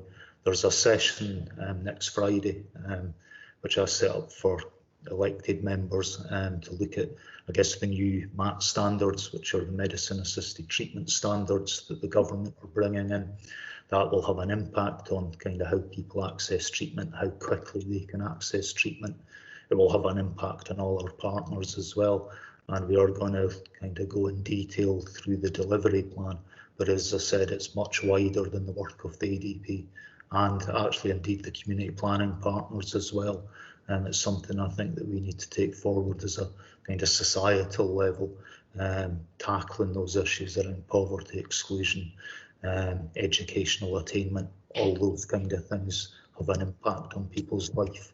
And those, to me, are the big issues that we've yet to address. But it's been the same issues for as long as I've been a social worker and longer. Thanks. Thank you very much, Martin. We have Fiona Colley.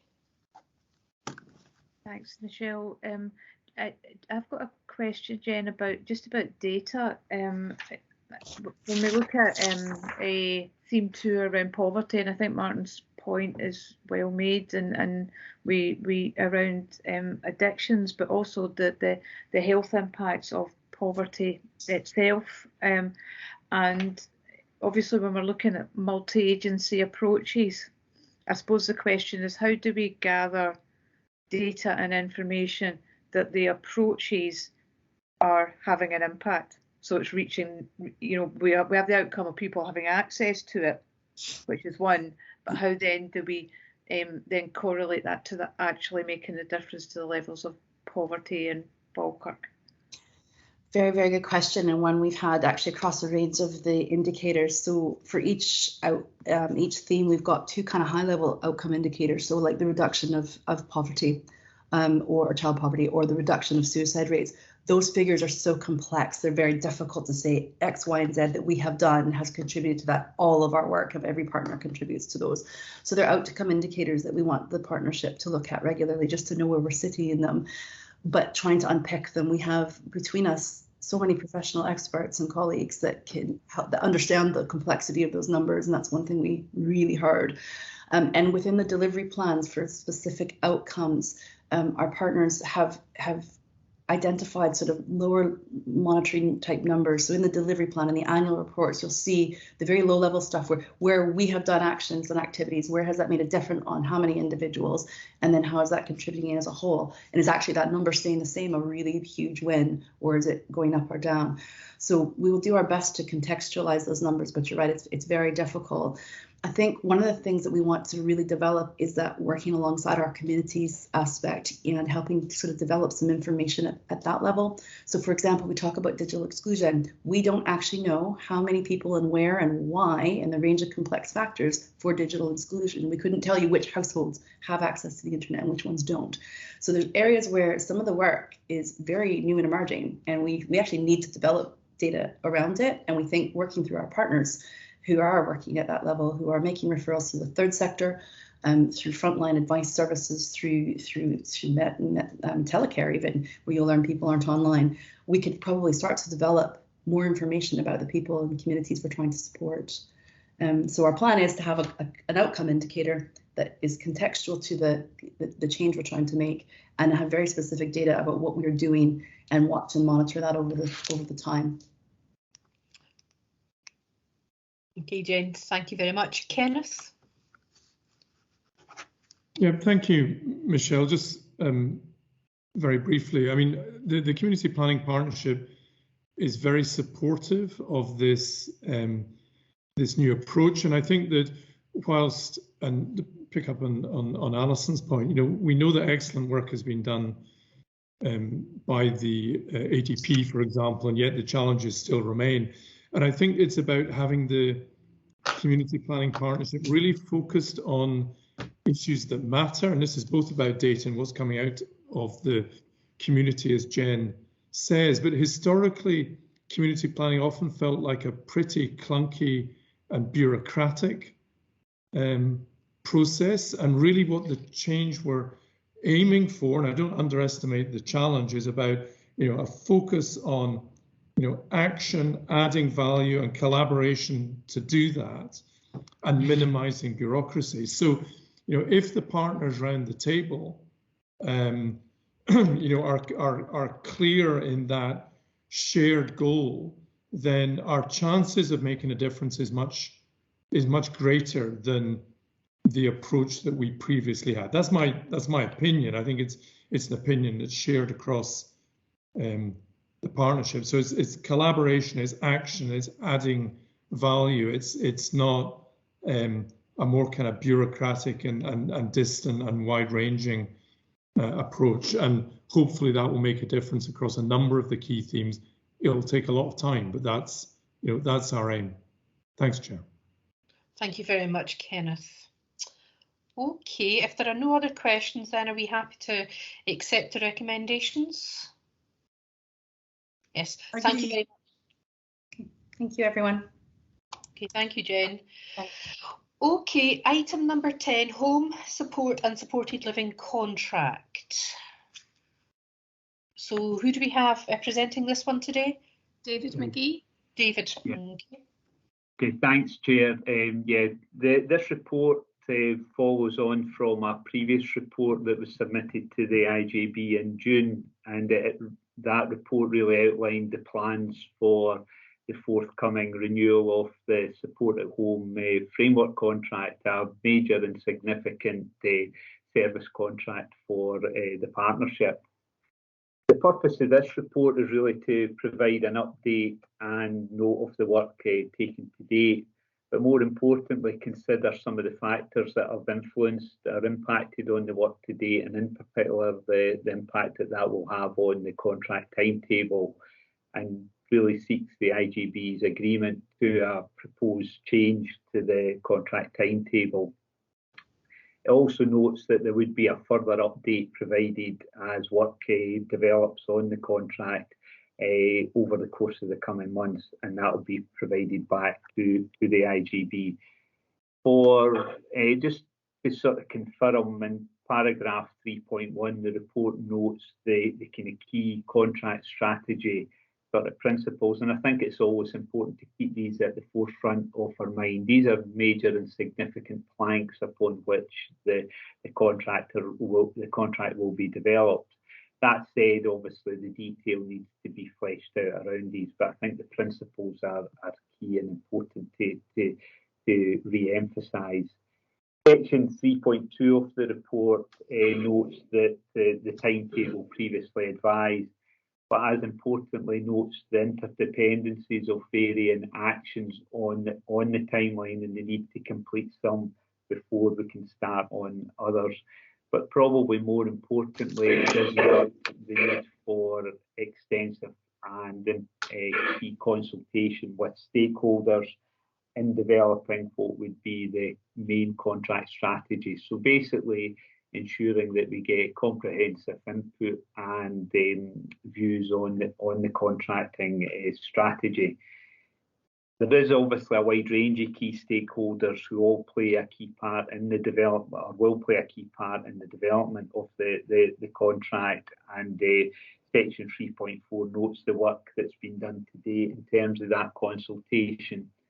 I think it's worth highlighting to the board that that consultation to date has been limited, and I think from previous reports you've heard a number of the pressures and constraints that have been on officers both within the partnership but also within our provider base as well, and the pressures that they're all and everyone's facing at the moment, which has had a consequence on our capacity and ability to engage effectively on that frontline service.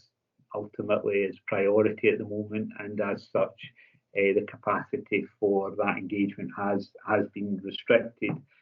So as such, what we've looked at is a new contracting timetable, recognising the current situation and look ahead, and that really is to give us a bit more time to allow more extensive consultation with all relevant stakeholders. Section 4 notes the sort of new contract timetable, recognising there is some constraints within the timetable that needs to be recognised, that, for example, tendering has a particular timeline and the need to mobilise as well, obviously has to be factored into the timetable. So looking at the sort of revised timetable, we're effectively looking at sort of planning a consultation and the contract strategy be concluded around February or March 2022. So that gives us around the next sort of 4 months or so to actively and effectively engage during that time, and then tenders being issued thereafter. That will effectively leave around about a gap of 6 months, between 3 to 6 months or so between the current ending of the contract in March 2022 and a new contract starting potentially around about September. So we need to ensure we've got arrangements for that and contracting appropriately during that period. Key to that is maintaining continuity care and managing existing care in a way that service users are not disrupted. And I think we can achieve that seamlessly. So all existing packages of care during that gap period would be protected and would continue as is. And we will work with providers regarding new packages of care and to ensure that that's a seamless and sort of consistent process that currently exists to be mirrored during that gap period.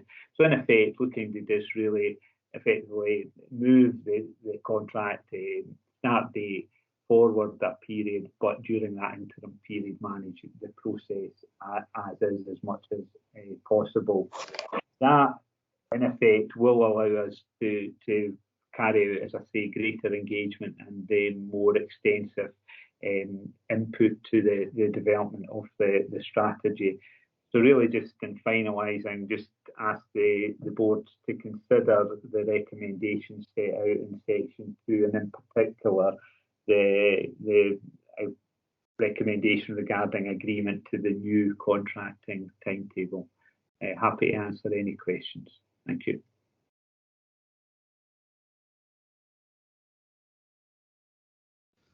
Thank you very much, David. I was going to say, did we have any questions, but I was on mute, and I can now see that Marvin has a question for you. Thank you. It was just to emphasise that when looking at providers, when looking at contracts for providers, you take into consideration what they're actually providing, that they are providing consistent care, that they have a team of regular carers, so that carers at home aren't getting different carers each time, and also looking at the length of stay and ensuring that it's appropriate for the service that they're providing. That unfortunately in the past has been mentioned earlier today in a different context. In the past we have had instances where carers are moving very rapidly from one home to another, and really they're not providing anything of any substance. So it's just to make sure that what the provider is providing is appropriate for the needs. Thank you. Thank you very much, Morven. David, I don't know if there's anything you want to add to what Morven has said. No, just, well, in effect, just to really confirm that really that is the essence of why consultation's important, and the points that you've mentioned there, Morven, are key and critical points that need to be and will be picked up as part of that consultation process. We need to extend that consultation as wide as possible, so it's not just feedback from providers, it's feedback from all sectors as well, but effectively that is to capture the points that you've raised and more. Yeah. Thank you. Thank you. Okay, thank you, David. So is the board happy to accept the recommendations, and particularly the proposed amendments to the contract timetable? Agreed. Yes. Okay, thank you very much. That takes us then on to item number 11, which is the review of the strategic plan. And that's Leslie that's speaking to that one. Thanks. Great, Leslie. Thank you very much. The purpose of this report is to advise the board of the outcome of the workshop held on the 2nd of July to review the strategic plan, and also to agree the recommendations to extend the plan to March 2023. The Public Bodies Joint Work in Scotland Act requires IJBs to produce a strategic plan and to review at least once in every relevant period. Following review, integration authorities have the option to retain the plan from the date that the decision is taken, or replace the plan at the end of the current period. In order to review the current strategic plan, a joint workshop was held on the 2nd of July 2021 with the IJB Strategic Planning Group and senior leadership team members. During the session, members reviewed and discussed whether the vision, outcome and priorities remain relevant and in line with data, and also engagement activities with communities and partners. We also discussed the implications of COVID-19, or what's known to date. Key to the discussion was an acknowledgement of the independent review of adult social care. The group noted that consultation and guidance the development of guidance documents is ongoing, and it would be appropriate to understand the full implications of Scottish Government guidance prior to any revision of the plan. The group were able to vote on each aspect of the discussion and reached a final recommendation that the plan should be carried forward for 1 year with a new plan in place for April 2023. The key points of justification around this recommendation were fully understanding the implications of COVID-19, significant strategic programmes that are currently underway, the ability to fully engage with communities and partners, and as previously mentioned, the implications of the independent review of adult social care services. On this basis, the recommendations that the board are asked to consider is to agree to extend the strategic plan for 1 year to March 2022, and note that a further review of the plan will take place starting in March 2022, with a new plan being published in April 2023. Thank you. Thank you very much, Leslie. That seems to sort of be a sensible approach, I would say, but I wonder if any of my colleagues have any questions or comments they wish to add. No, I don't think so. So on that basis, I'm taking it that we're happy to then accept the recommendations. Okay, thank you very much, Leslie. You got an easy time of it there. Okay, item 12, performance monitoring report. Is that Leslie again? No, it's Callum. Callum McDonald. Hi, Callum. Hi, good morning. Thank you, Chair, and good morning, everyone. My name is Callum McDonald, and I recently joined the partnership as Performance Manager just earlier in the summer. So the Performance Monitoring Report presents the Board with a summary of performance up to June 21. The report provides a year-on-year comparison and gives an indication on direction of travel, which is set out in Appendix 1. In terms of the main body of report, there is a focus on exception reporting, and I'm now going to take you through some of the key areas identified. Firstly, on ED performance against the 4-hour access standard, the June 21 compliance for Falkirk Partnership highlights a decrease in performance to 79.4% and compared to 97.4% for the same period last year. There were 71% more adult protection referrals in the first quarter of 21-22 compared to the same period last year. The adult support and protection activity continues to be monitored and overseen by the Adult Protection Committee, with performance issues delegated to the Continuous Improvement subgroup. Delayed discharges continues to be an ongoing area of focus for the partnership. At the July 21 census, performance was noted as 44 total delays, and that was made up of 35 standard delays and 9 guardianship or Code 9 exemptions. There remains month-on-month variability in the number of bed days occupied by people delayed in their discharge, with position at the July census noted as 838. And this is a significant increase from the July 20 census position of 220.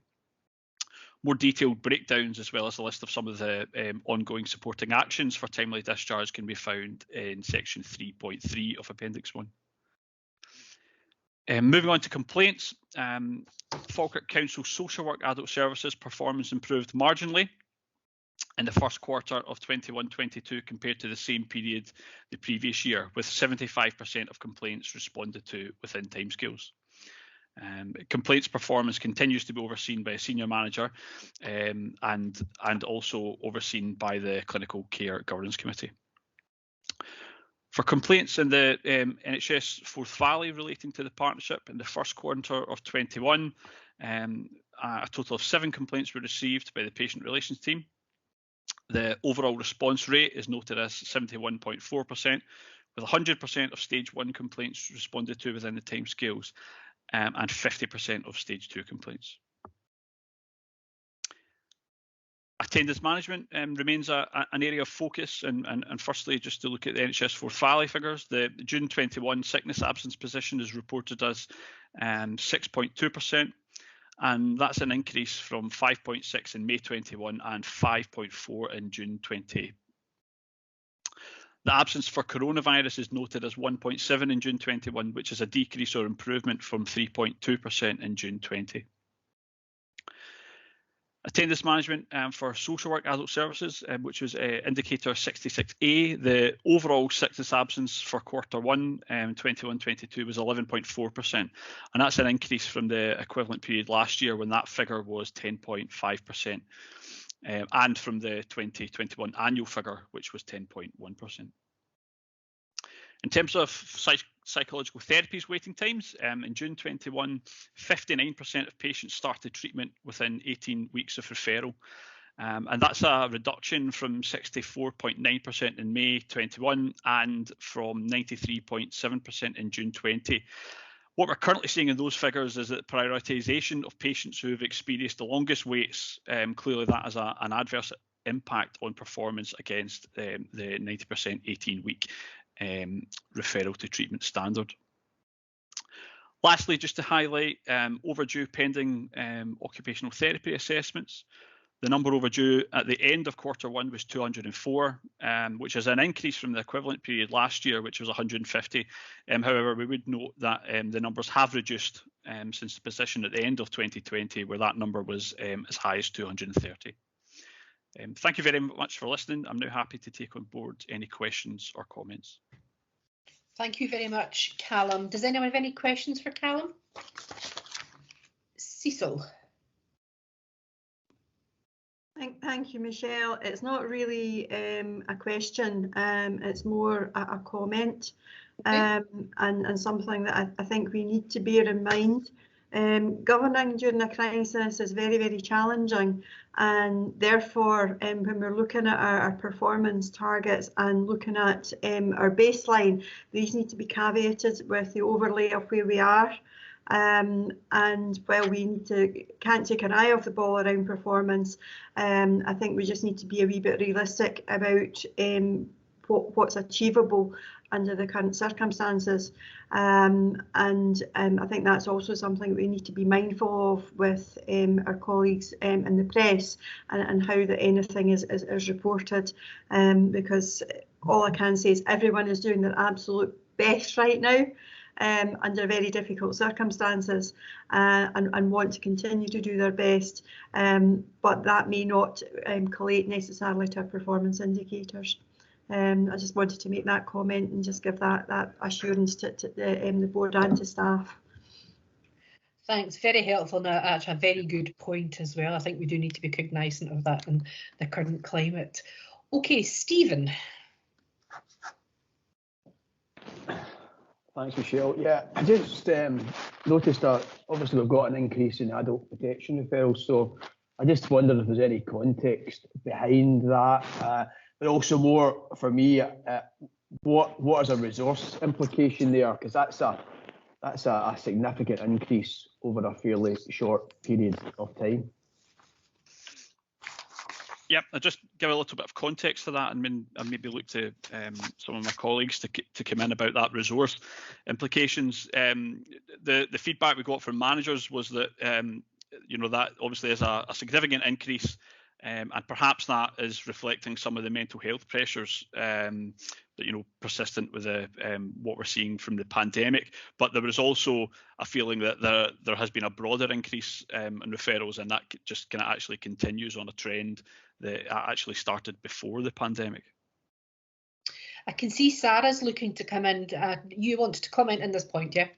Thank you, Michelle. Yes, just to add a little bit more context, and it is a really, really important point to notice the significant increase in referrals. Clearly, what's been reported by Ross reflects first quarter of this year against first quarter of last year, which would have been just the start of the lockdown period. However, what we have been doing over the course of 18 months of the pandemic is very closely watching our referral activity. We've been assisted to do that by the need to return weekly data to Scottish Government. So that's been a significant endeavour to be able to produce that data, because we haven't done that previously on a weekly basis. But in order to make best use of the job of work to produce the data, we've made sure that we've kept really close monitoring of those data returns. So just to point out that not necessarily have the high referral rates actually transcribed into actual investigations. So that's definitely worth noting for you there, Stephen. But in terms of activity then, we have absolutely got increased demand, and there won't be anybody here that would be surprised in terms of what we've been looking at in previous papers. People have been incredibly impacted by the implications stemming from the pandemic. Over the course of time as well, the Adult Protection Committee and the Public Protection Chief Officers Group have been really careful to ensure that we have had really good public awareness campaigns ongoing about adult protection. So, if you see something, you're worried about something, this is how to take your referral forward. So we have recently taken some considered analysis, which Ross has been involved with, looking at the full year, significant year of the pandemic. So there's going to be some further analysis of that. But just your second point, another very important point is, what does this actually mean for capacity? And it means a great deal for capacity, because adult protection is a full system response. It involves partner agencies, health and police are just as impacted. So again, we're taking some really considered views about just what this means, because this is not a spike. It hasn't been a one-off position in terms of increasing referrals. It is a consistent picture. So we absolutely are undertaking currently analysis of what this means both for child protection and for adult protection. So Martin and I meet regularly, and we ensure that we're looking at our capacity and our capability from a social work perspective in terms of leading investigations, and we have been able to respond to all of those appropriately, and that continues to be looked at within Adult Protection Committee too.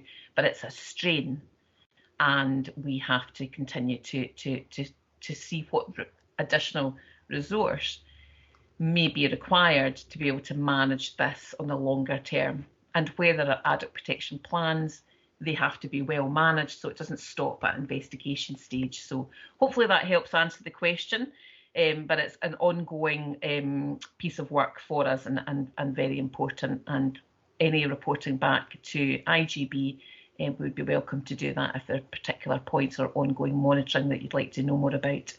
Thank you. Thanks, Michelle. Thanks, Sarah. Okay, I'm going to move on to Alison now.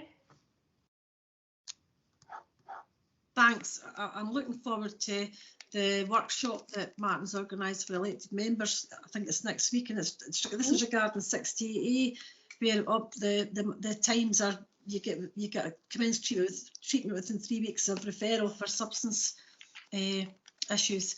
And obviously in the press and the media we've seen for ourselves the impact that having to wait that long can take on somebody.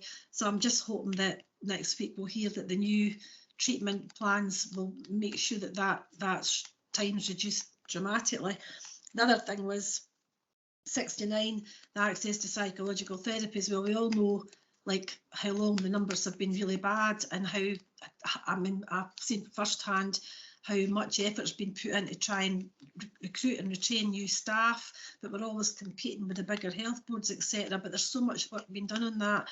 But do you think that counselling in schools over the long term will have an impact on reducing that you know, making the figures look better? Okay, who do we think is best placed to answer Alison's question? Sarah? Happy to come in here, Michelle, just in terms of the kind of children's services perspective. And absolutely, Alison, the plans around improving the pathways to support young people in terms of mental health and wellbeing will be significantly delivered through the approach that we're taking forward within our schools. But we are looking much more in a kind of broad base than just what has been provided in the school environment, and looking at those kind of early years, the very kind of family support, preventative aspects of mental health and wellbeing. So taking all of the opportunities that are available and looking to try and resolve some of the issues that very naturally exist within families at the kind of earliest point of intervention. So ensuring that our early years staff are able to intervene, and we have opportunities to be able to provide parenting support. It's a very kind of naturalistic setting. So what we're looking at really is a kind of full system approach, and the supports that will be in school, people shouldn't worry about that just being within term time. We're looking at acknowledging the fact that the support for young people exists within long holiday periods as well, so it will cover that full spectrum. So we should be able to start reporting on some of the improving outcomes in this picture. Thank you. Okay, thank you, Sarah. Lastly, I think we have Gillian. Thanks, Michelle. Yeah, it was just on the psych therapies point, just for awareness that Forth Valley as a whole has been allocated 271,000 from the Mental Health Recovery and Renewal Fund, and that is specifically to clear the waiting list backlog around psych therapies. We have approved a proposal around how that funding will be used, and we've agreed that it will be used to recruit permanent additional clinical capacity. Appreciate Alison's point that every IGIB and health board will have been allocated money, so we'll all be fishing from the same pool in terms of recruitment. But as I say, we've agreed that proposal, so we want to get out to recruitment hopefully quicker than our colleagues in other areas. So that's underway at the moment. Thanks, Gillian. Patricia, do you want to come in on the back of that? Just to highlight that Stephen had put a comment in the chat about the percentage of referrals resulting in investigations or further action would be helpful. That is part of the data that the Adult Support and Protection Committee go into in some detail, but it may be worth, if the board members think that that would be helpful, as including it in those performance reports. I'm sure Callum and colleagues would be able to do that. Okay, that sounds like a good idea. Thanks, Patricia. Okay, if there are no other questions, then I am looking for you to agree the recommendations of the report that Callum has presented today. Are we happy to do that? Agreed. Thank you very much. That then takes us on to item number 13, which is Colin and the review of the integration scheme.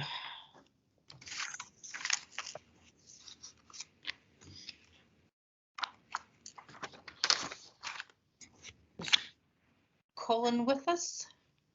Yes, thank you, Michelle. Sorry, I was muted there, but okay. Unmuted. You'll see that this is a brief report giving members of the board an update on the outcome of the consultation that was outlined in the report to your June meeting.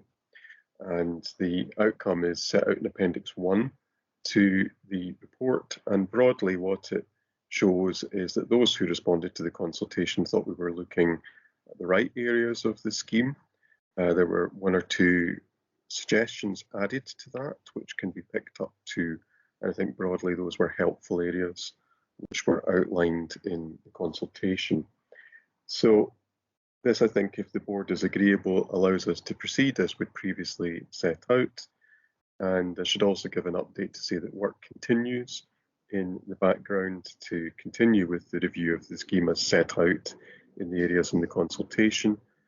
It's perhaps not proceeding as quickly as we would have hoped, but I think that's simply a reflection of the fact that many of the people who need to be involved in the discussions are heavily involved in some of the other pressures that have been outlined during the course of the meeting.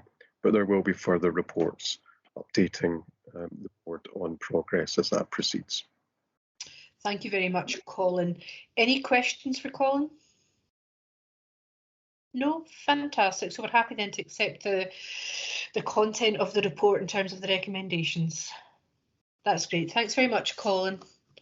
Okay, item number 14, which is annual assurance statement for 2021. Who's providing that report today, Patricia? Yourself. Okay. Yeah. Thank you. This report provides and presents, excuse me, the annual assurance statements for the Audit Committee, Clinical Care Governance Committee and the Joint Staff Forum, excuse me. This is the second time that we've presented these reports, and that was in result of an IGB audit report recommendation back in 2019. Sorry. Members of the committee will see appended to the report the actual individual reports for each of these committees and the staff forum, which summarises the membership, terms of reference, business covered in the previous year for the board to consider as part of its assurance processes. So members of the board are asked to consider and comment on each of these annual assurance statements for each of the relevant committees and the forum. Thank you. Thanks very much, Patricia. Any questions or anything for Patricia? No. Okay, so from that, I'm taking it we're happy to accept the recommendations of this report. Okay, thank you very much, colleagues. Okay, item number 15, which is the Information Governance Assurance Report, and I think we have Deirdre with us to present on that one, yeah? Okay, Deirdre, over to yourself.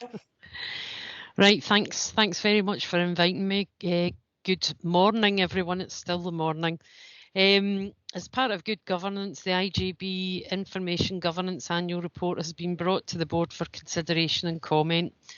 It covers three main areas, which are freedom of information, data protection and records management. Under freedom of information, there have been 6 requests, one of which was answered by the IGB. The 3 were at section 17, which is that the information is not held, and 2 were section 25, which means the information was available elsewhere. The one question that was answered was around the age of young people with disabilities. What age do they transfer to adult services, just in case anybody was interested. Last year there were 7 requests, so it seems pretty stable. We're getting roughly the same number of requests each year. Data protection, there was no subject access requests received, which would be normal for the IGB. And records management, the Keeper has introduced a new element 15, which is around third-party records. So we'll be following that up as this year progresses. And this report has been submitted to ensure that appropriate arrangements are in place for the IJB's compliance with information governance responsibilities. Happy to take any questions. Thank you very much, Deirdre. Another one of my favourite subjects, although I am surprised that we get so few FOIs, I have to say. Not that we want to encourage them, but no, that's good. I mean, most of them end up either at the health board or with the council partners. So we get them one way or another. But you know, yeah, I can imagine. Okay, do we have any questions or comments for Deirdre? Patricia? I'm going to be optimistic and say that perhaps the FOIs are a reflection of the amount of information that we publish and that are freely available, and that is, in my experience, the best policy, so that people can access the information they're looking for easily rather than having to reach for an FOI. I'm sure we can continue to improve in that regard, but that's certainly what we aim to do. Thank you. Yeah. No, Patricia, you're absolutely right. I had the same thought myself. Okay, if there are no other questions, I cannot see any hands, then I'm going to take it that we're happy to approve the report, and the recommendation. Well, the recommendation is that you know, Deirdre has brought the report and shared the information with us. So if we're happy to do that, thank you very much, Deirdre. That then takes us on to item 16, which is simply a number of sets of minutes from various committees, audit committee, clinical care and governance, etc. I wasn't planning to go through each of these individually, they're simply for noting, but if anyone has any questions about any of those areas, please ask now and we will endeavour to answer them.